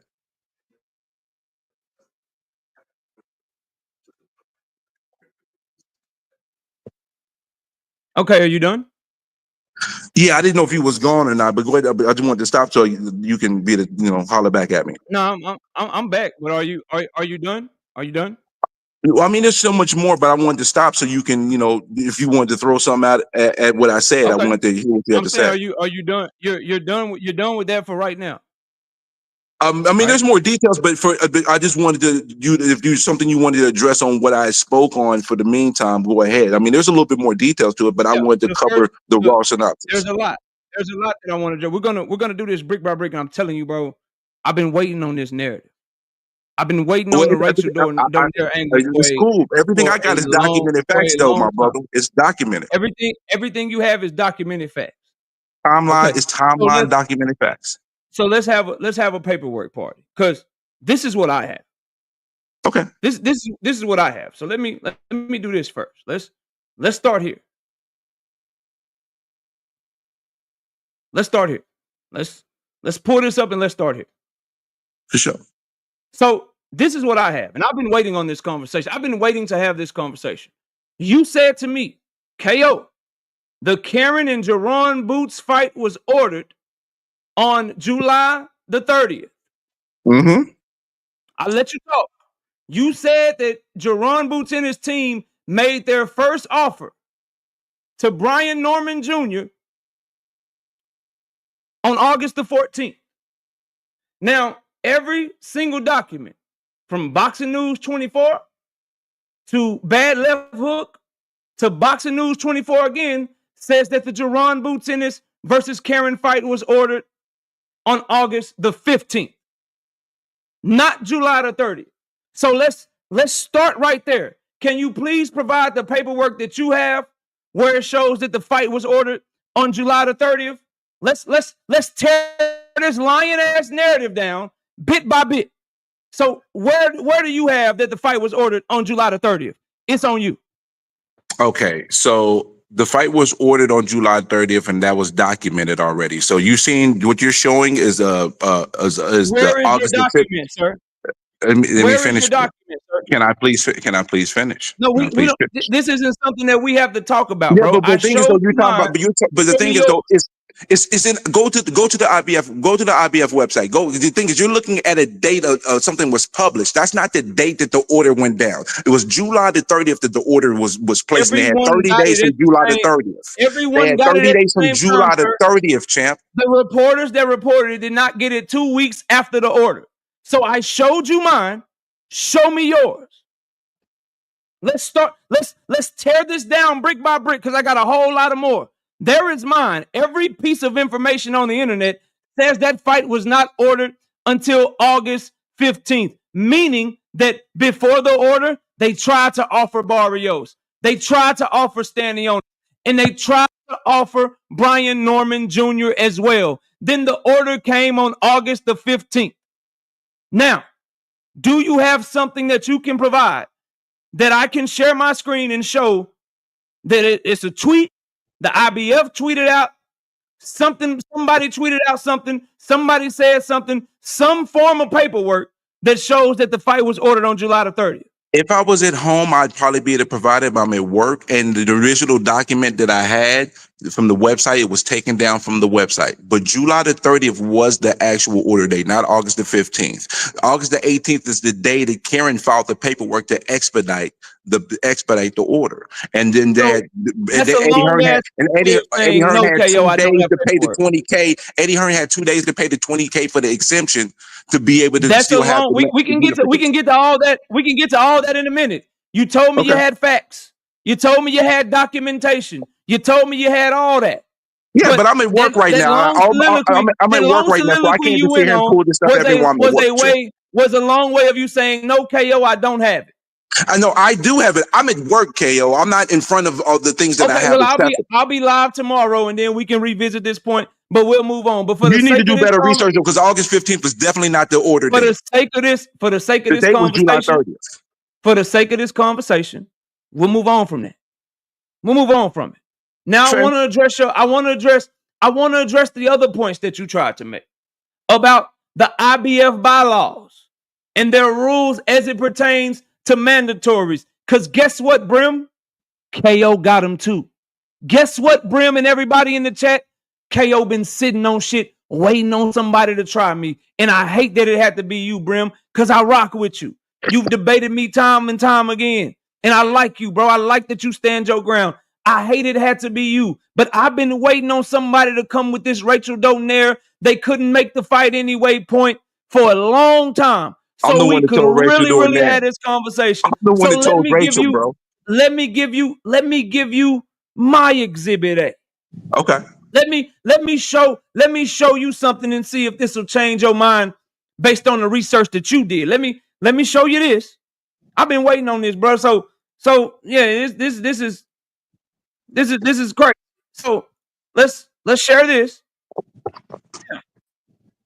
The narrative going around is that Jaron Boots Ennis couldn't fight Brian Norman Jr. because the IBF had already ordered the fight. That's a narrative that's going around that a lot of people are trying to hold on to. That is not true, because that is not the IBF rules. Don't worry. Your boy KO got you right here. These are the actual IBF rules. And here's what they say regarding unification. No IBF or USBA champion shall box or sign to box a champion or for another championship of another sanctioning body in seeking to unify a title unless prior approval is granted by the championship committee. Once the IBF has sent out a notice of the date of the purse bid, or once a contract has been signed for a mandatory bout, no request for a unification contest shall be approved. What this means is that if Boots had signed to fight Karen, or if the purse bid had already been ordered, then Boots can't negotiate a unification. But when he was trying to fight Brian Norman Jr., the mandatory had been called, but no purse bid had been ordered yet. When he was about to fight Brian Norman Jr., or trying to fight Brian Norman Jr., the mandatory had been called, but he had no contract signed to fight Karen yet. So he was well within his rights during this time to negotiate with Brian Norman Jr. Let's keep going. Hey, can I intercede for about 10 seconds? Was the WBA, WBC, or WBO champion. I'm not done. I didn't cut you off, sir. I'm not done. No, but I want to ask you a question real quick. Okay, I want to ask you a question. Can I ask you a question real quick? Let me finish, and then let me finish. I'm sorry. Let me finish so I don't mess up my train of thought. No doubt. I'm sorry. Go ahead. Then you can finish. The WBA, WBC, and WBO champion rules. So with the IBF champion, if you're about to fight a WBA or trying to fight the WBC or trying to fight the WBO champion, here is the rules for that. Let's read them aloud. For the purpose of unification titles, the preeminent champions of the World Boxing Association, the World Boxing Council, and the World Boxing Organization, the WBO, which is the belt that Brian Norman Jr. had at the time, may be designated as elite contenders and may be permitted to fight for the unified title.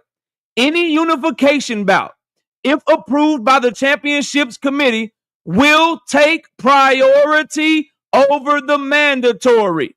Despite the general prohibition rules in 5A.2, B.2, and D1 above, the champion may box a WBC, WBA, WBO champion within 60 days of the mandatory due date. This means that he could have fought the WBO champion as long as the IBF permitted it.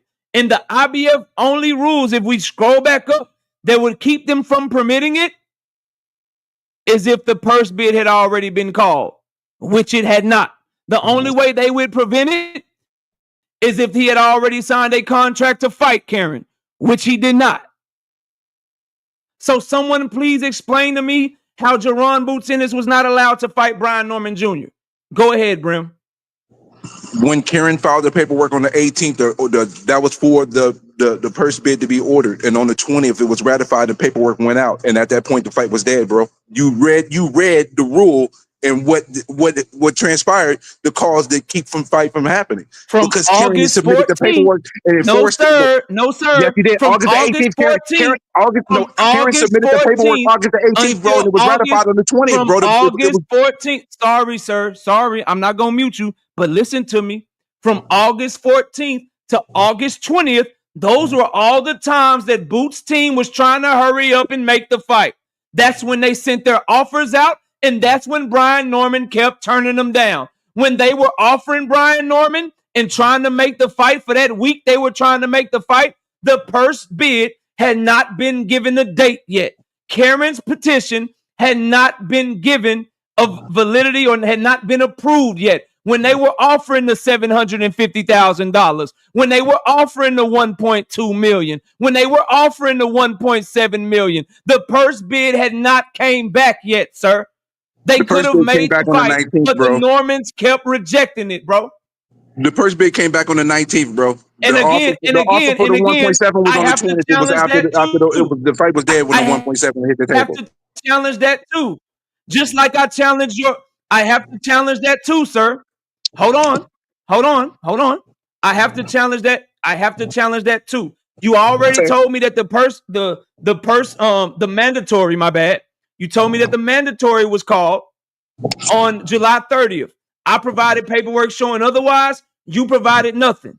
Now you're telling me that Karen put in paperwork on the 18th. All you did was show a headline that was dated August 15th. You didn't show anything detailed to the article. You showed the date that was published. That's all you showed.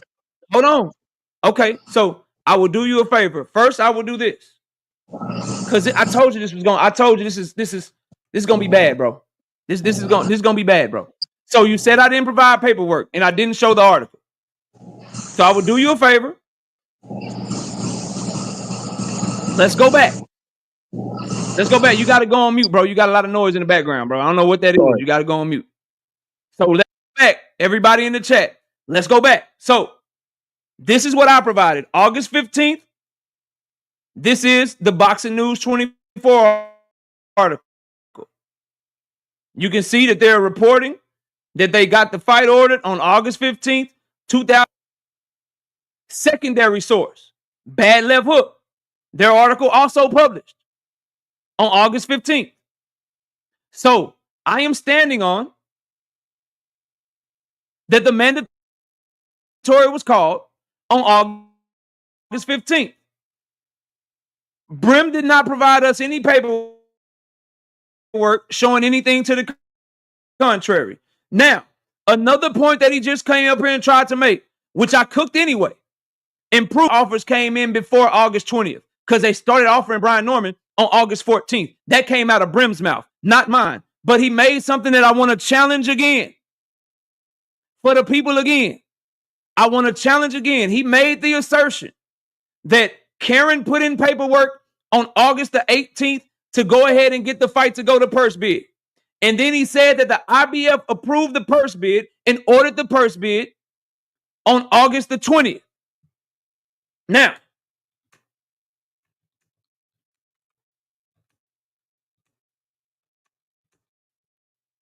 because I have been waiting on this specific debate. And when I'm waiting on something, people ought to probably start leaving me alone. But let's go ahead and let's show this as well. Let's show this as well. I'm ready for all of it, bro. I promise you. Now, according to Fight Sports, the purse bid was ordered on August 29th. Let's look at it. Brim told us August 20th. Every article that comes out says August the 29th. Here it is from Fight Sports. The IBF has ordered a purse bid for Jaron Ennis versus Karen Chukadazian to take place on September 3rd. This was updated on August the 29th. Let's go to another source. Boxing News 24 posted an article on August 28th. Again, let's see what they say. IBF schedules purse bid for Ennis versus Chukadazian. August 28th. We're talking about timelines here. We're talking about dates here. I will ask you again, Brim. Do you have anything to support that the purse bid got ordered on August the 20th? I do.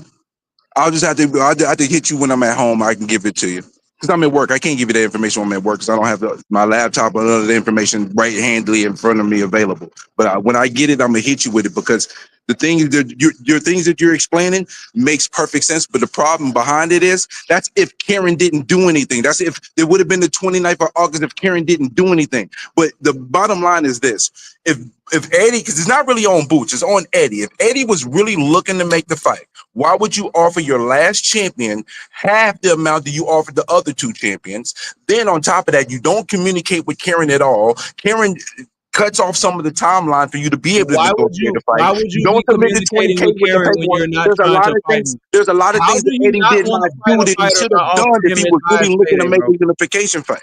That's all I'm saying.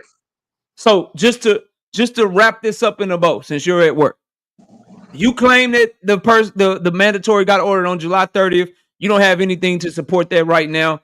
All my timeline says, and everything that I saw says it got ordered August 15th. You admit that Boots and his team started trying to make the fight with Brian Norman on August the 14th. You state and you claim that on August 20th, that's when the purse bid was ordered. But all the information that is out there says the purse bid wasn't ordered until August 29th. And the paperwork that I showed you for the IBF rules clearly states that he still was within his rights as a champion to try to make the fight with Brian Norman Jr. up until the point that the purse bid was actually ordered by the IBF. Now, if He we would have been if Eddie submitted the 20K with the Simpson paperwork, but he didn't do that. If we even go off of the bogus date that you tried to give us of August, it ain't 20th, bogus. It ain't bogus. They tried to make that fight for a week straight and gave the man 3 separate offers, all of his highest payday that he would have ever gotten into his career to this day, and he still turned it down. He turned it down up to the point to where the fight couldn't be made anymore. First of all, they didn't turn it down. They asked him to move the venue for the money they offered him. They asked him to move the venue. The same thing they did for Stanley Otis. They wasn't willing to do it for Norman. If we really want to get into it, Brian Norman Jr. is the one that was negotiating with Boots Ennis, but already had a Cuevas fight signed. If we really want to get into it, Brian Norman Jr. was the one negotiating with Jaron Boots Ennis when he knew his hand needed surgery. If we really want to get into it, we could really do that. We could really do it. And we could really do it because if Eddie Hearn was so focused on making a unification fight, why would you offer your last chance at a unification the least amount of money, and then you don't set up the things for it to happen? Because he is the least known fighter of the bunch. Mario Barrios and Stanley Otis were bigger names at the time. His only other option was to fight Cuevas on a undercard of Michaela Mayer and Sandy Ryan for $300,000. So you would figure that a champion would jump at the bit to fight on a unification main event for $1.7 million, but he didn't because his ass was scared. No, he did. He did. He asked him. They asked not to fight in Philly. They asked. They would have took the money if they moved the venue at a more neutral location. The same thing they did. The same thing they did for Stanley Leonis that they did not do for Norman. Ninjas, the same thing they did for Stanley Leonis they did not do for Norman. You'll fly to Japan to fight him. You'll go and fight paid almost the same amount of money he made with the Boots fight. So what we San Diego, California, but you won't fight Boots in Philly though. You'll fight Santillan in California for $150,000. He had no belt at the time, though.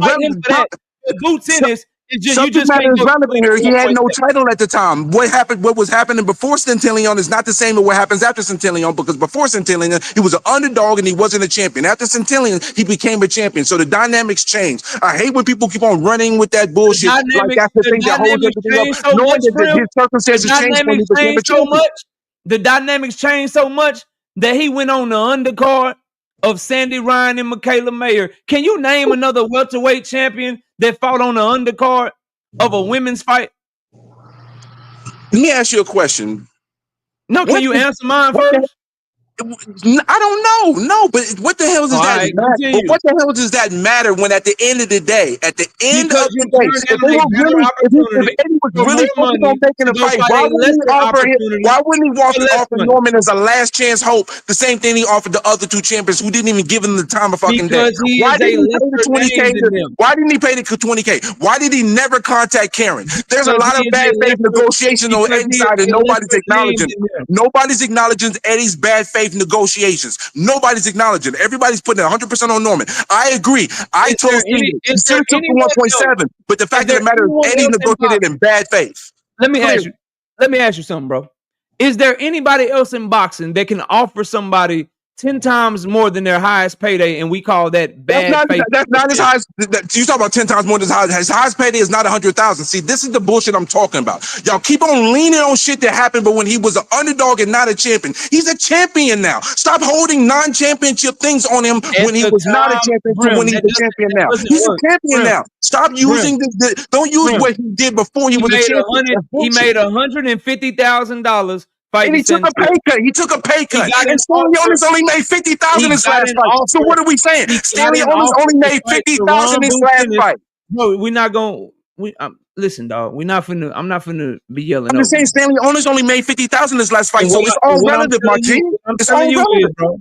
What I'm telling you is, fam. What I'm telling you is, you cannot get around all the facts that I laid out, and you cannot get around the fact that he had an offer to fight Jaron Boots Ennis for $1.7 million, or an offer to fight Derek Cuevas for $300 and something thousand on the undercard. He chose Cuevas, bro. Case closed. He didn't choose Cuevas.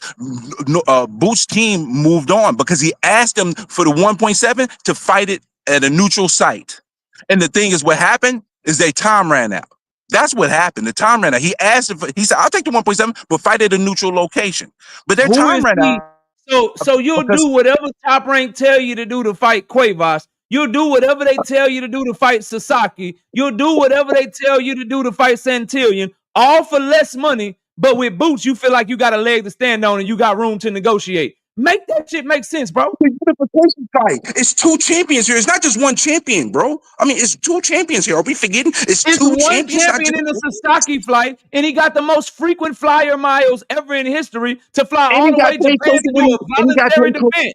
And he almost made what he would have made with Boots. And he almost made what he made with Boots. If he was applying this shit to everybody, Brim, you might have a point, bro. If he was applying this shit to Sasaki, if he was applying this shit to Cuevas, if he was applying that shit to Santillan, bro, you might have a point. But the fact that when it's Boots, oh, nigga, we need a neutral site. But if it's Sasaki, nigga, I'll fight you wherever. When it's Boots, nigga, I need 1.7, I need 2. When it's Sasaki, I'll fight you for less. These mere facts, bro, you cannot get around. And when you talk about fights being unable to be made, let's talk about the fact that it was Brian Norman Jr. who was negotiating with Boots Ennis, who already had a Cuevas fight lined up. Let's talk about the fact that it was Brian Norman Jr. who kept turning down career high paydays and took less money to be on an undercard, bro. Like you're not addressing anything I'm saying, fam. You going around in circles with me, bro. You didn't bring nothing to the table other than your word with July 30th. I show you paperwork that it was August 15th. You bring nothing to the table other than your word when it come to August 20th for the first purse bid to be ordered. I show you that it was August 28th. Then I still prove the point that they was making offers to that man from August 14th to August 21st before they even called the damn purse bid, and he turned all three down. And the fight that he took instead was on the undercard somewhere on Michaela Mayer and Sandy Ryan shit, bro. That's what he did. Instead of fighting a unification, this nigga just took a voluntary defense in Japan instead of a unification in America. And to make it worse, they just said they didn't want to negotiate with Boots Ennis while they already had Sasaki lined up, but they had no problem fake negotiating with Boots Ennis when they had Cuevas lined up in 2024. These niggas keep spinning shit, lying, talking in circles, and y'all keep giving them passes forward, bro. Miss me with that shit, dog. I think he had to go back to work. You're more than welcome to come back, bro. Boots, talk to me.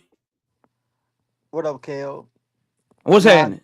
I just wanted to jump in and tell your boy, Nicky Holland, but it offers Stanionis more money than Boots. But what they don't realize is the first time they offered Stanionis and Brian Norman, both of them guys turned down the offer. That was before the Karen fight. After the Karen fight, Boots went back to try to negotiate with Stanionis and Brian Norman, but Brian Norman had a fight lined up. Stanionis was available. That's when Boots went ahead and gave Stanionis the extra money out of his purse. That's what they keep forgetting. They keep trying to put as the Boots just offered Stanionis more money. Hey, Boots, no issue. No issues, and not to cut you off, bro. But since we not debating and you ain't got no smoke, let me get back to the show. But you're more than welcome to come up when I open the panel up, bro. All right, yeah, that's all I want to talk about. But he left out. Yeah, shout out to my dog Boots. Appreciate you. We got Twin Lamar back in the super chat with the 5-piece. No biscuit. He say, I bet Norman Duck ad would have accepted that 1.7 million without a doubt if it was to unify against Barrios in Barrios' hometown. No facts, bro. Facts. It would have never been enough for him to fight Boots because they never wanted to fight that nigga, bro. Told y'all I've been waiting on that narrative. Now, please, somebody else come up here with that Rachel Doe-Nera IBF, the fight never could have been made narrative. Please and thank you. Please and thank you. Please and thank you. That's like taking candy from a baby, bro. We got 10 with the 5-piece, no biscuit in the super chat. He tried that same BS on Twitter with me. I called out the same ish. He lying so much he believes it's true. LMAO. We got my dog Ill Will with the 5-piece in the super chat. He say, Hearn said on the video to Norman, if you're serious about Boots, you need to hurry. Time's running out. Then Boots sent contracts to 54. He couldn't get a fight. We got Dre's finest 2-piece. No biscuit in the super chat. He said, KO on my way to work listening to the cook. Appreciate you, bro. We got Derek Stefan with the 2-piece. No biscuit in the super chat. He says, Japan Brim, this ass whooping you getting is bad. We got Derek Stefan back in the super chat with the 2-piece. Says, get off him, KO. Stall him out. That's enough, bro. Then we got Trey Skills with the 2-piece. No biscuit in the super chat. Says, salute, KO. This standing on this make 1.8 million anyway. They say something about 2 million, bro. But what we pocket watching standing on this and Barrios for? Was it your highest payday? You gonna knock him the fuck out, right? You gonna knock him the hell out, right? There's no way getting around that argument, bro. Like, it just is what it is at this point, fam. Cats be trying, though. Cats truly be trying. Really, truly be trying.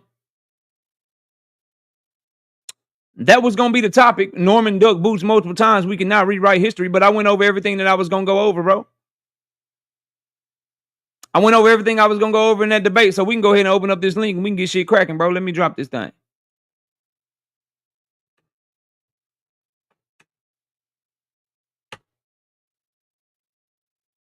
Panel open, bro.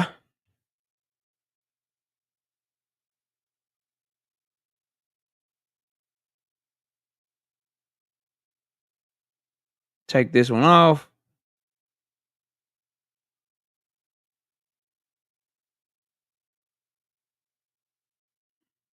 All right, there we go. Panel is open, bro. Everybody's welcome to come up here. We got the panel open, bro. Let's talk some boxing. We got a lot of great topics to talk about. So yeah, man. Let's have some fun, bro. Hey, what up, bro? What up, bro? KO, What's happening? What's one happening? point What you got, bro? you hit the head on the nail though, bro. But one other point was that every time that they left the table, them niggas always talking about calling back, asking was the fight still available. Bro, like man, ain't nobody finna keep playing with y'all. You did the shit the first time. Then after that, you come back, you say, okay, well, we don't want to negotiate while we got a fight already lined up. Then you come back after they leave the table again, you come back and say, well, we can negotiate it, let's get it popping. Bro, ain't nobody finna keep playing them damn games, bro. You negotiating in bad faith, bro. I'm with you, dog. I'm Like with that's you. some We got kid shit, bro. That's like, okay, I got this for you. All right, no, I don't even want that right now. Okay, let me get it. Like, get the fuck out of here, bro. yeah. Yeah, I've been waiting. The narratives, bro, they sound good on the surface, but all it takes is a little bit of research and common sense, and people can see through that shit, bro. Like, stop playing. Like, y'all duck the fight. It's cool. You know, pop your stuff. Start talking. You can really step on the division. So go ahead and start talking noise to the people you're not scared of, bro. Because you clearly was scared of Boots, bro. And it is what it is. NHA2, what up, man? What's the word, KO? What's the word, chat? I'm chilling. I'm Salute to chilling. What everybody you got on the for the panel. what you got for the show, Yeah, NHA? yeah, man. Some points they just ain't worth arguing, man, because it's just clear as day. The fucking Normans, they ain't want no parts with Boost, man. They made it so abundantly clear. Like, how you traveling fucking 5 different time zones to go to Japan to fight for 1/4 of what you could have fought Boost for? And it's like it's just asinine. I mean, I don't know about the IBF rules or whatever. In it, even if that was the case, two things could be true. You showed it. You showed it that y'all didn't want to fight Boots. That's I don't understand how people just even want to waste their mental space and their breath trying to argue the opposite. That's just I mean. The Normans ain't cut no different from the Schofields and shit. You know what I'm saying? He's trying to protect his son, trying to milk it milk that belt for as much as he can, and that's all that is. That's all I got for you. Already. I ain't mad at that. We got no more sleepwalking with the 5 piece in the super chat says for the cook on the clock. Yeah, man. You know, we at least you're getting paid to get cooked, Brim. Salute to you though. We got JD. What up, JD? Yo, I hate that nigga, bro. Why, bro? I hate that nigga because he's so stupid. That nigga's so stupid. It's clear as fucking day, bro. And then you providing shit that's not even accurate, bro. You stupid. Go back to work. Or they fire you, nigga. The fuck, he in the break room. No, he on the toilet. He was in the bathroom taking the shit, arguing with you. Oh, you say he's stealing time while he's getting cooked? That nigga's still in time getting cooked, bro. You need to be fired. You were not That employed at nigga the was moment. hey, That nigga that nigga was disgruntled. sitting on the stool, huh? He was on the stool taking the shit, wiping his hand on his ass by accident and shit, bro. that Come Oh on, Lord have bro. mercy. nigga need to go back Come to on, work. bro. Get back We on the clock. got Enigma. We go JD, you got anything else, What up? bro? My What up? bad. I ain't mean to cut you off. Nah, hell no. That nigga need to go back to work. Get off the fucking toilet. Already. Enigma, what you got for the show, bro? Yo, man. Yo, I missed yesterday. I'm mad as hell about yesterday. But yeah, man. Boots cooking everything, man. He cooking everything at 54.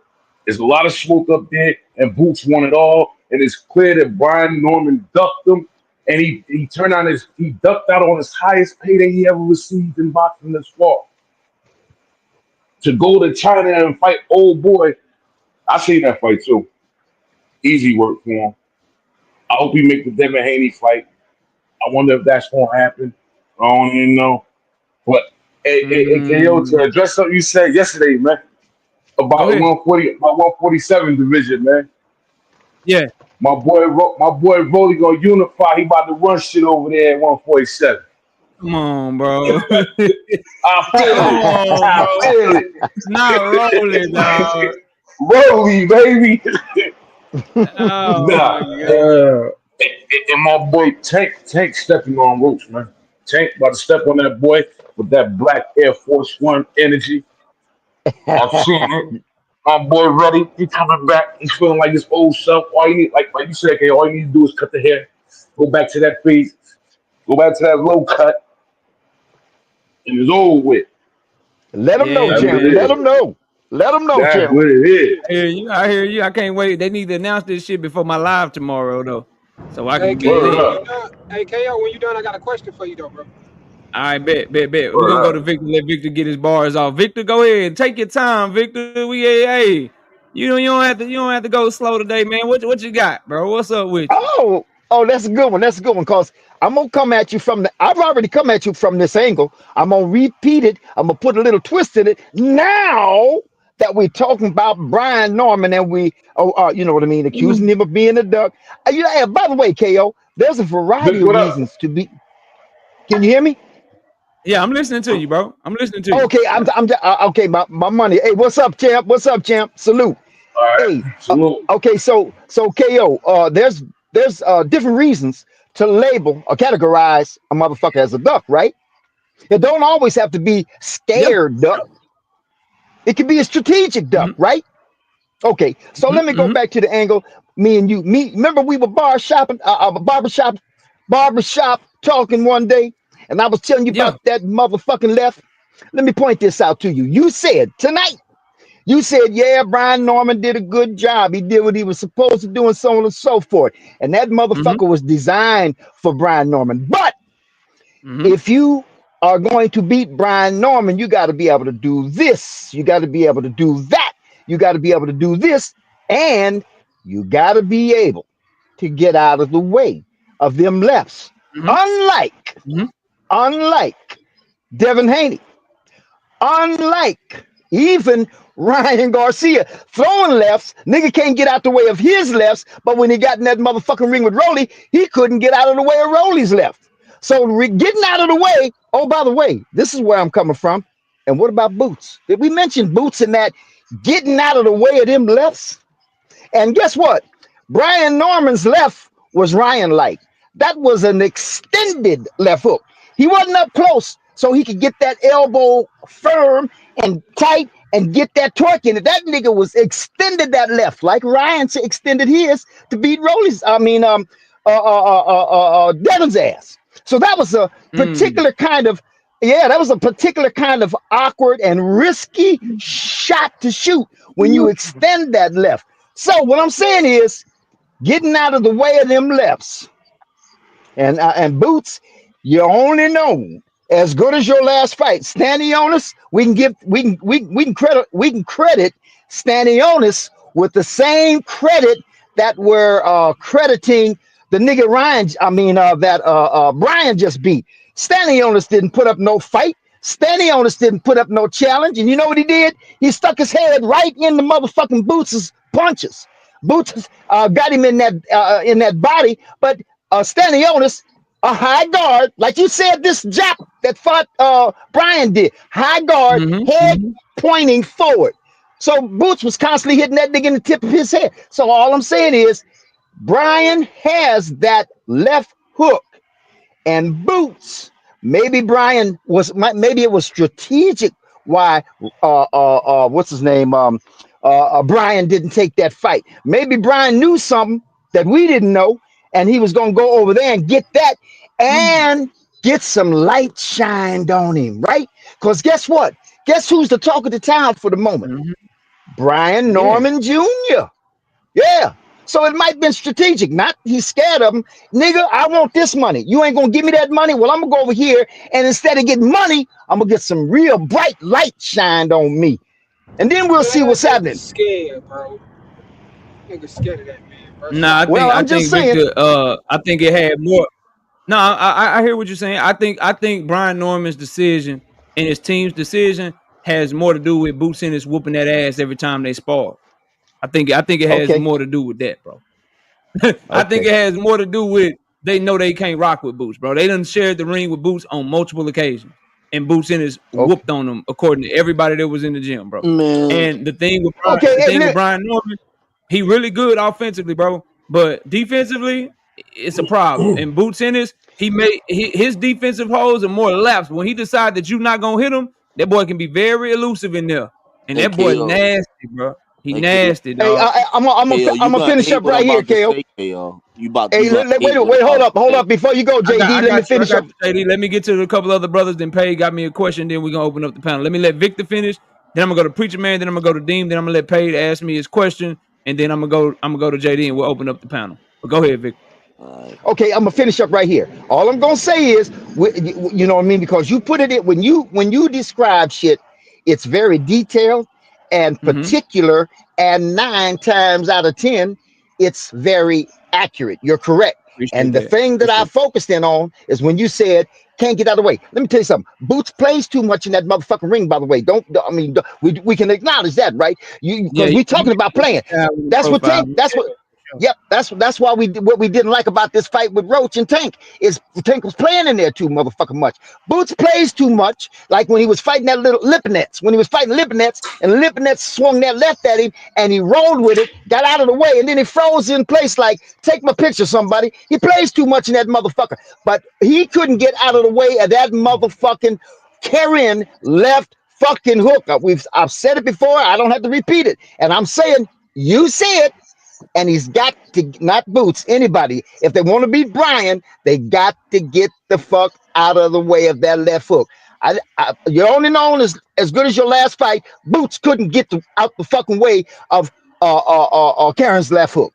What's gonna happen? But Boots, Boots got a Boots See, last it fight chin. was hurt Stanley though, Otis. Victor. Boots got a chin, man. Boots got a Y'all let chin. me get Black Preacher Man, bro, because he don't be talking over people and he don't usually be staying long. Y'all let me hear what he got to say. Black Preacher Man, go ahead, bro. I'm listening. Thanks for letting me come on the Oh, you there? panel, Doc. Oh yeah, I there you go. appreciate that and the cook and everything. Now, what Black I'm gonna preacher say man, is good to this. see you, big guy. Well, thank you, man. Look, Yeah, I'm man, gonna good to say see this. you, man. I'm gonna say this. I don't think at the time Boots was ducking him. Okay, Boots wanted to fight him. Now, what's suspect for me is the timeline now.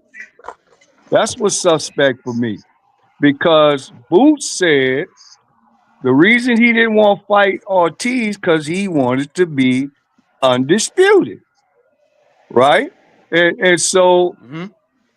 he said, then he came back and said again, he don't have no problem making 147. This is, if I'm wrong, correct me. And now here it is, 90 days or 4 months later, uh, he's moving out the division. That's what seems suspect to me. Now, somebody deal with that timeline.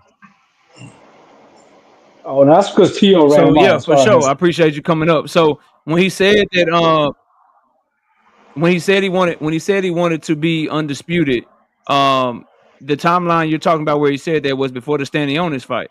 Then he fights Stanionis. They try to reach out to Brian Norman's team again. Brian Norman's team said they don't want to negotiate till after the Sasaki fight.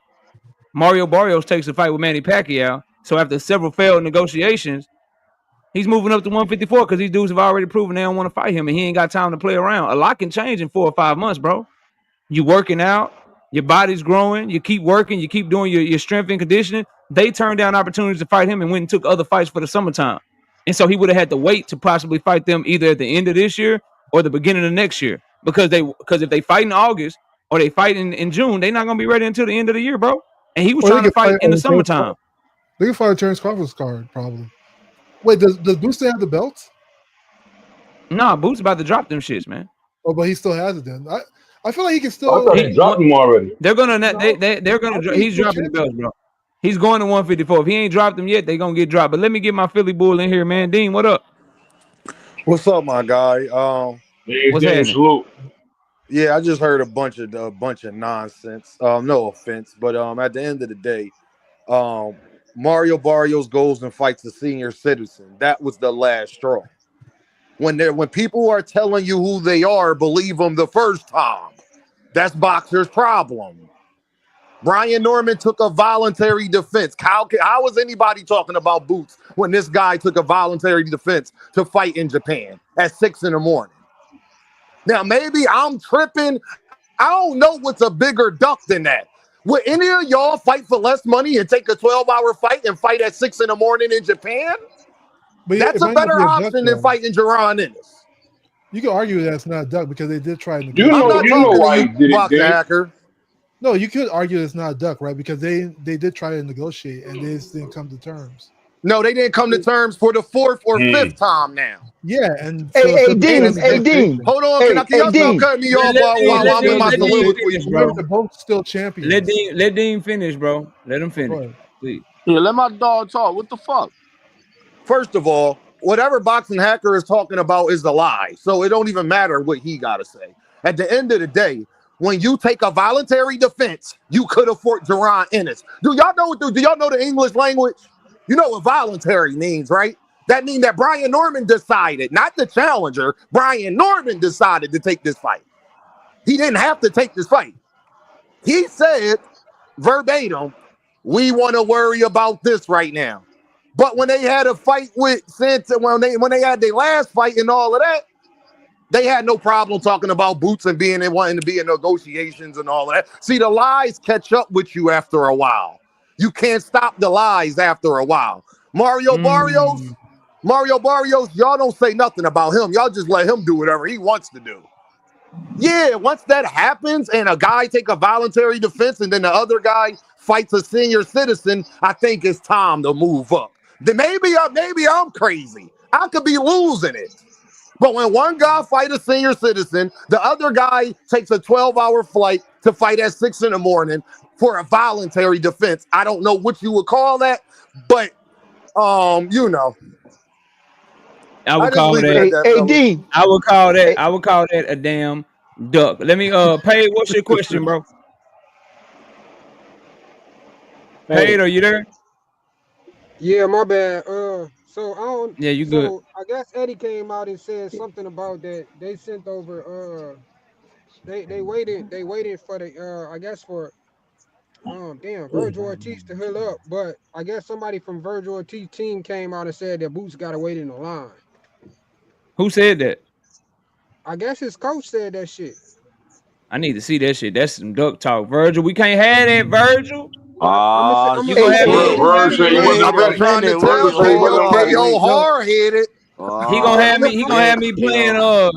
He gonna have me playing Lil Durk, man. Ah, I'm The whole run tomorrow, bro. Oh my God, what happened to shit. Virgil? KO hey, I'm hey, a, saying hey, it Nah, hey, but let now. me Yeah, ask I got KO, Dean. clarify everybody because was saying Boots I know my duck. dog Virgil, bro. My dog Virgil ain't no duck like Ah, that, bro. He man. Hey, he hey, signed to Dean. fight. Hey, let me. He signed to Nah, fight hey, Boots hey, the hell first no, KO. I time. know that he Oh, injured. He shit. signed That's to not fight what him I'm the saying. I first know that time, he bro. injured. He Hey, ain't no That's hey, not duck what hey, like I'm saying is that they can they hey, fix it. Dean. Hey, Hey, Dean. Can I talk hold to on, you guys. real quick? Hey, Hill, let me run I, real quick. Go I Hey, ahead, got go you. Dean. ahead. Son, hold on. Hey, Dean. I heard you, but Wait, see hold how on. the panel go. I heard you though, Victor. Hold on. Okay. Help It's my y'all. turn. Hold on. Hey, what's up? Hey, Wait, so hold on, man. Hold on, man. Cause KO, I'm gonna okay. say something, man. Go ahead, Hold up, Drizzy. KO, cause I'm gonna say something, KO. You not gonna like it, bro. Okay. You know, Vic, yeah, you know, Vic, you know, I'm about to speak on what you said, OG, because KO. Then we do the same thing with Bud and Arrow that we doing with Brian and Boots. See, this is why we need to see the fight, cause we don't know who was who, and if both are in good health, bro. I don't see no motherfucking pit bull beating a dragon, bro. It's not happening. Brian Norman is too small, bro. He's too small. He's gonna be small. That left hook ain't shit. If you get pieced up with a stiff jab in your face, his defense is garbage, bro. What happens when you in there with somebody that could punch We gotta and see it, fight brother. like you, bro? You know Why that wouldn't has I? more Why wouldn't I tools, like? Why bro. wouldn't I like any of this? You cooking right now? Right Why wouldn't I there. like No, this, why? bro? But I'm just saying, bro. I'm only speaking, and I'm going against myself by saying this. I'm counting out the other guy. I can't do that. I can't do that. When it was Arrow and Bud, I'm counting out Bud, bro. You can't count out a nigga like Boots, bro. The nigga's a monster, bro. It's something Who in his counting out heart, bro. Boots? Vic and Oh everybody yeah. else saying that I that don't think that Victor. I don't think Victor counting out Boots. I think he favored Victor. I don't want to speak for you, but I think he favors man Boots. He just that left hook ain't shit, bro. What happened okay. with Tank and Ryan? That left hook ain't shit, bro. If you don't know when and how to use it, bro. That nigga Brian Norman looks good against people he's supposed to look good against. Same with Facts. Boots. Sasaki. That's true too. I can't That's say rather that true about too. Boots, bro. You can argue the Because same argument about Boots as well, but did we say Lipinets. that? Wait, You hold can't on, my say nigga. that about Boots. Lipinets. We Little can't midget. say that. Y'all can I Wait, think so. Let me say this, y'all. I think you can say wait. the Let me say same. this. Let me Let answer me this. finish, JD. Let me say this while it's on my mind, and I'll pass it back to you. All right. You can say the same thing about both of them. The difference is Boots actually tried to fight Brian Norman. Brian Norman ran from him. So you can say, oh, the eye test, or both of them got resumes where they supposed to look good, or this person didn't have nothing for them, or that person didn't have nothing for them. Okay, we can call that a wash. But at the end of the day, Boots is the one that sent offers to all these niggas, and they all turned them down. From Why we Barrios acting to like why we Stanionis acting at like first Yoshino to is goddamn to Stan motherfucking Jones? to Brian Norman, bro. Like we got like Like, that's what why let's is Stan put we Jones that is. acting like in the perspective, bro. Japanese boy is Stan Jones? It's two different Bro, levels of wait, hold on. competition. Listen, big bro, listen, wait. Not Go We ahead, can't even Yoshino JD. do I'm beat that. sorry. Crawford, bro. We can't even do that You threw me because off with these that the one. same niggas telling me we can't do that with Boots that was saying that he looked like shit against Karen twice. Yeah, So how Karen is can we way not? better. Karen wouldn't have got knocked out in the second or in the fifth round. Facts, That he wouldn't wouldn't have have got. happened We to don't know these Karen. things. Facts. So how We the keep fuck can we guessing. say the We have same to thing? see it to How watch it can we happen. say I the same think I thing? think Vic was How just can we saying say the Boots need to same thing tighten up. That's all. I don't about think. Boots when Karen I took a think Boots distance got with him? some work to do. Everybody got work to do. But again, bro, like I hear that. But the thing that gives Boots me more confidence in him, the thing that gives him the trump card to me, is he actually tried to fight these dudes while they made excuses not to fight him, bro. And that's a KO, fact. can I ask you this? That's a KO. fact. KO, Let me do Stan say, Jonas stop that Japanese boy? I don't know if he stopped him, but he beat him up for Yeah, he sure. beat Oh, the all fuck right. up. In the He beat discussion, him the fuck up. it's obviously levels. Stadions that beat the fuck out of a lot of niggas. Stadions to stop Santillan. I believe that. and At You the know end how of I the Well, day, know? all I'm trying to say, Boots is superior to Norman. You know how I know? Because he beat the shit out of Butayev. Facts. Boots' last hey, three well, opponents hey, is better than Brian Norman last three opponents. In the Facts. discussion. Villa hey, yeah, Villa but it would hey, have doesn't all mean stopped I'm that that trying, Boots nigga. can beat Brian all, though. hey, We have all we I'm have we trying, have to see those Roymond Villa would have fights. stopped that nigga, bro. Come on hey, now. all I'm Yeah, trying to say, yeah. JD, all It's I'm trying to clear say, that JD, Brian Norman hasn't faced the level of opposition that Boots has faced. That's the difference right there. that's Yeah. true, You that's can true. But argue all I'm that. trying to say, JD, Let me catch these super chats, and then let me let Victor talk, and then let me let Boxing Hacker talk, and then we got a new cat, Brandon, that's up here as well. Let me hear from them three, but let me catch these Yo, super chats first. We got Go, Twin go Lamar showing Aggie. major love today with a two-piece in the super chat. Say 19-hour flight, 7,000 miles, Dean. Damn. We got Twin Lamar back in the super That's chat with the crazy. 5-piece. That boy Norman literally flew for 2 days straight, non-stop. Damn. Go ahead, Victor, and then we're going to okay, Hacker. hey, I'm. Sometimes we do this. He Victor, you said, there? she said. Yeah, I'm here. Can you hear me? I think Victor, we can Okay, hear you. I I can think Yeah, hear go you. ahead. We KO. listening. Go ahead, Victor. Okay, all I'm trying to say is I stand on sometimes what niggas say. All right, JD, I agree with you, and most people do. Most boxing fans do. We got to see it. I got to see it. That's one. And then, Dean, what I wanted to say to you was standing on what you said. You said, who else does that? Well, I don't know who else does it, but Brian did it. And guess what? It was effectively successful because when he did that, he got some shine on him. So he is legitimately now part of the equation. He ain't no, let's see him get in with Boots. Let's see him. Now it's going to be, let's see them niggas get in with Brian. People going to want to see Brian Cool. fight because of what he just got finished doing. So he's a legitimate part of the equation now. And that's all I'm saying. Hey, look who he did it to. Hey, Hey, listen. You guys talk about, or not you guys, I'm sorry, forgive me for saying that. But what I'm saying is, lots of people say, oh, Tank's supposed to do that. You look who he did it to. That's what they said about Tank. So that don't apply. I don't apply Yeah, that. but If Victor, the, they was lying about that, and we seen it I, come to fruition. The guy Brian Norman Jr. fighting, he not about to be no champion at 147. Not at all. so he was Yeah, Not highly at ranked in all. three they different. was He lying was on Gervonta he Davis. he. All That his was Hey, fights was listen. over different. there in China. That's like All saying right, Josh all right, Padley was okay, highly Oh, ranked. okay. hey, Victor, Rowley went on to win 2 more belts after that. Victor I, Cruz And became a Rolly champion. gonna unify too at 47. I'm gonna keep saying that shit. Hey, listen. This is what I'm trying to tell you. Mario This is what I'm trying Mario's to. about to Hey, fight They Pacquiao. said that nigga. hey, listen. They said that nigga Devin went up over there and said that he was going over there to call out Brian Norman and had to abort mission. But no, After that Boxing Word Hacker, up. go ahead, Boxing Hacker. that nigga didn't Yeah. want no Hey, salute problems, to you bro. guys. Hey, so I don't know how many of y'all watched the fight this morning, like 7 a.m. But I watched that fight. Yeah, so Brian Norman did actually talk about this, like in post-fight interviews, and you could, like I said, there is an argument to be made that says that it wasn't a duck, maybe it was just a failed negotiation. You know, like they felt that they wanted more money because All ducks is failed negotiations. Bro, But that was Yeah, wait. man. Can we Boxing not Hacker, that do was the this, most money he please? was gonna receive as well. Huh? You said what? That was the We most don't money need to do. We don't need to do this, man. He ducked So, us. but here's the thing: it may be the most money he ever received, right? Right, but it doesn't mean that Yes. you still feel that the fight with Boots is bigger because they both had titles at the time, and it was gonna be and Boots will have home field advantage. So it was either increased money or no home field advantage. So that was his argument about that. So at that point, but he took a I see voluntary and didn't have either one of those. right, because you're Then right what we about that. talking about then, However, Boxing Hacker? What was it? it's How fighter much by money was fighter. he expecting though?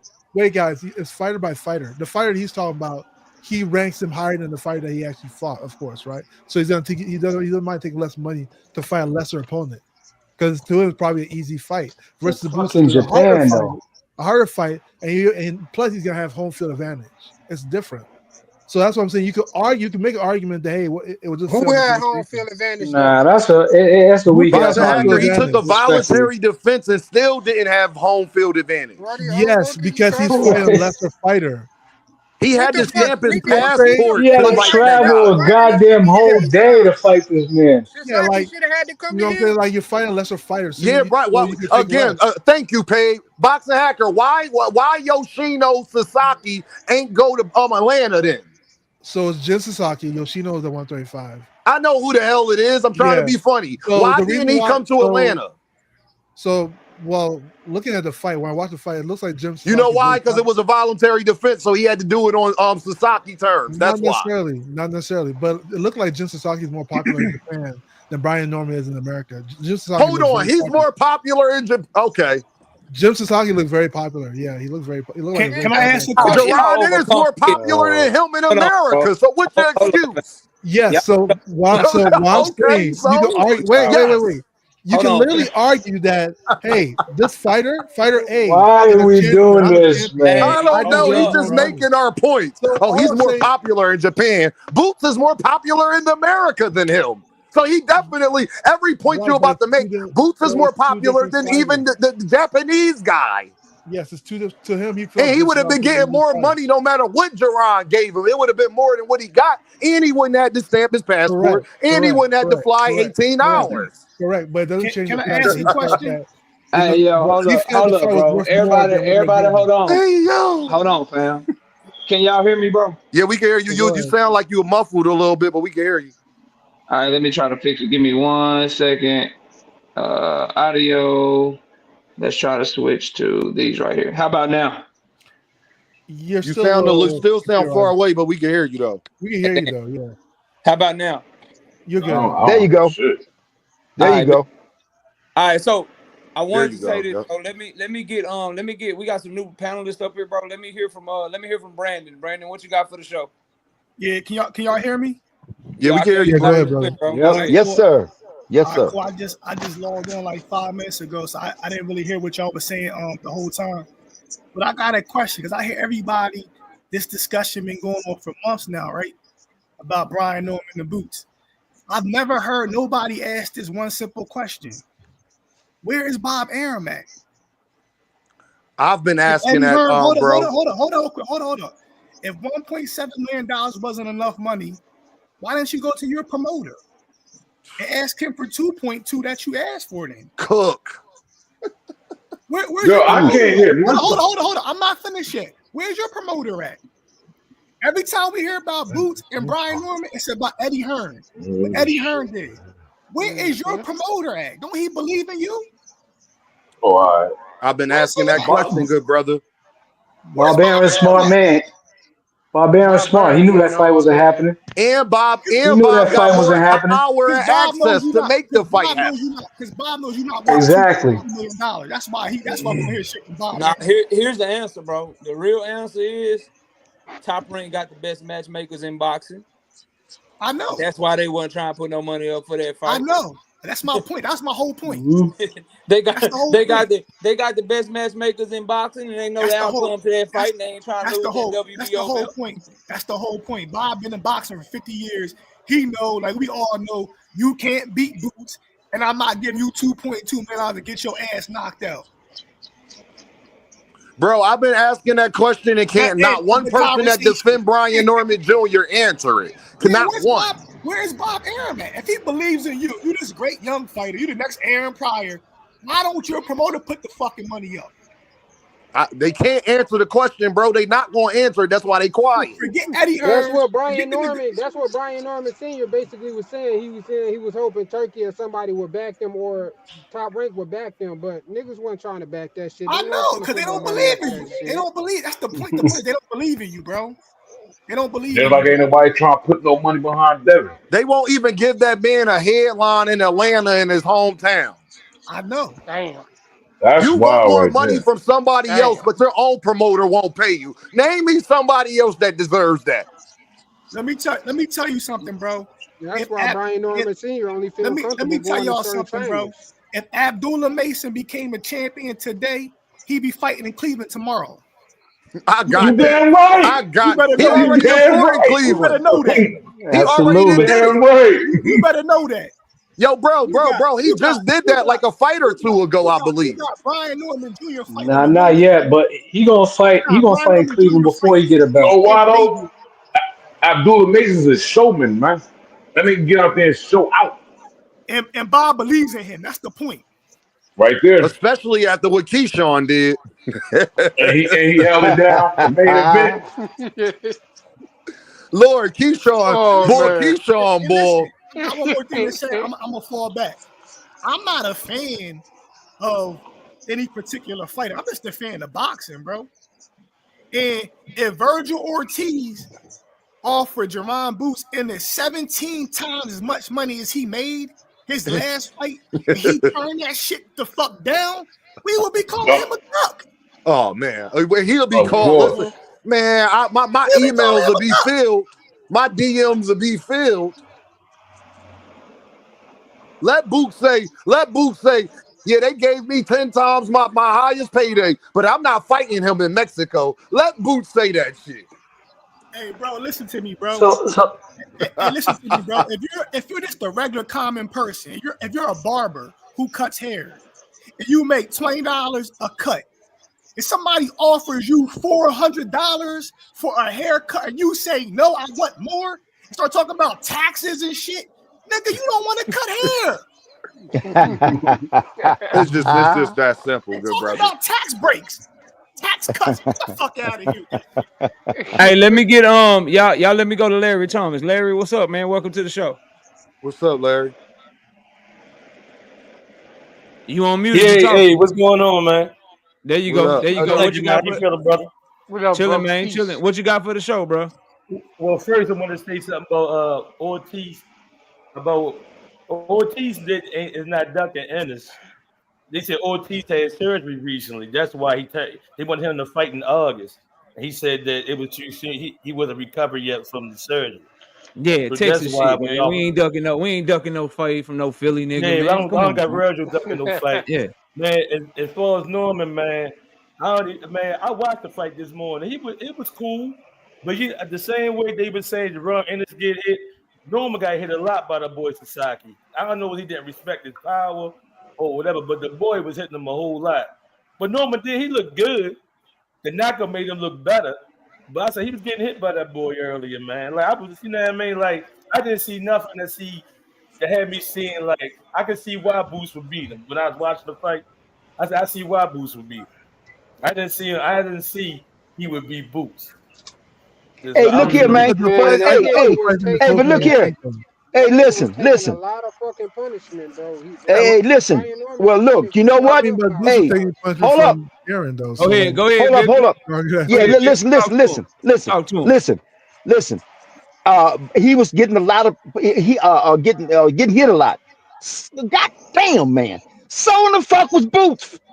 Yeah. Boots was getting hit a lot with that motherfucking left. So listen to me now. What I'm saying is that how we come to the conclusion that Boots is a boogeyman, just like we said Antoine Russell was a boogeyman. He got beat by a nigga that beat him on the back foot. Just like we said Matias was a boogeyman. He got beat Hey, by a wait, white wait, boy. wait, Only people Wait a minute, saying wait a shit is minute, Boots wait a and minute, got wait a Aaron. beat minute, niggas. wait Let a me minute, Let goddamn him man. finish. Let me cook. land my plane, nigga. Let him All cook. right, go ahead, Yeah. land. Yeah, we talking about Antoine Russell. He's that nigga. He's that nigga. He got beat by Puelo on the back foot. But Matias is the boogeyman. There we go with that boogeyman shit again. And boogeyman Matias got beat by a white boy on the back foot. But So look Victor, at here, who man. beat Boots? Don't So who beat Boots though, here. Victor? Let Listen. him They Boots cook. did. robbed Wait a Gary minute. Russell, Hold up. man. They robbed, man. Oh They man, robbed him, man. you won't let me land. Boots got hit repeatedly through Nigga, the it's from. boxing. Would you let me finish my No, motherfucking it's point, boxing. man? No, Boots got it's hit repeated. Boots got hit repeatedly by that left motherfucking hook, and he didn't get that nigga out of there. Where's the boogeyman shit, nigga? He's What the fuck do that indefensible. got to? Did he lose a round, Victor? Oh, Wait, that's Yeah, he kid lost shit. the round. That's hey, Yeah, he man, kid lost the shit. hey, round. man. That's that Boots kid was shit. a He boogeyman lost at the round. 47. Yeah. He was a That's that. boogeyman at 47. That's that motherfucking 9-1. Shakur shit. He didn't lose a round. He didn't get hit. Well, that nigga got hit, and he didn't Nigga, lose it's a round, but he got boxing. hit. It's boxing. Did you ever see Wait, Boots get buzzed? wait. Hey, money. No, Do you Boots know got a the Did you chance. ever dynamic? catch him? Did you ever Hey, catch him Paid. wobble? Hey, Paid. I'm with you, but you know what? Listen carefully. I don't know why you niggas let this detail get away. He kept on getting hit with the left. Victor, but what the part you forgetting about, Victor, is the Y'all competition asking that's y'all. hitting Boots is better than the competition that's hitting Brian Norman Jr.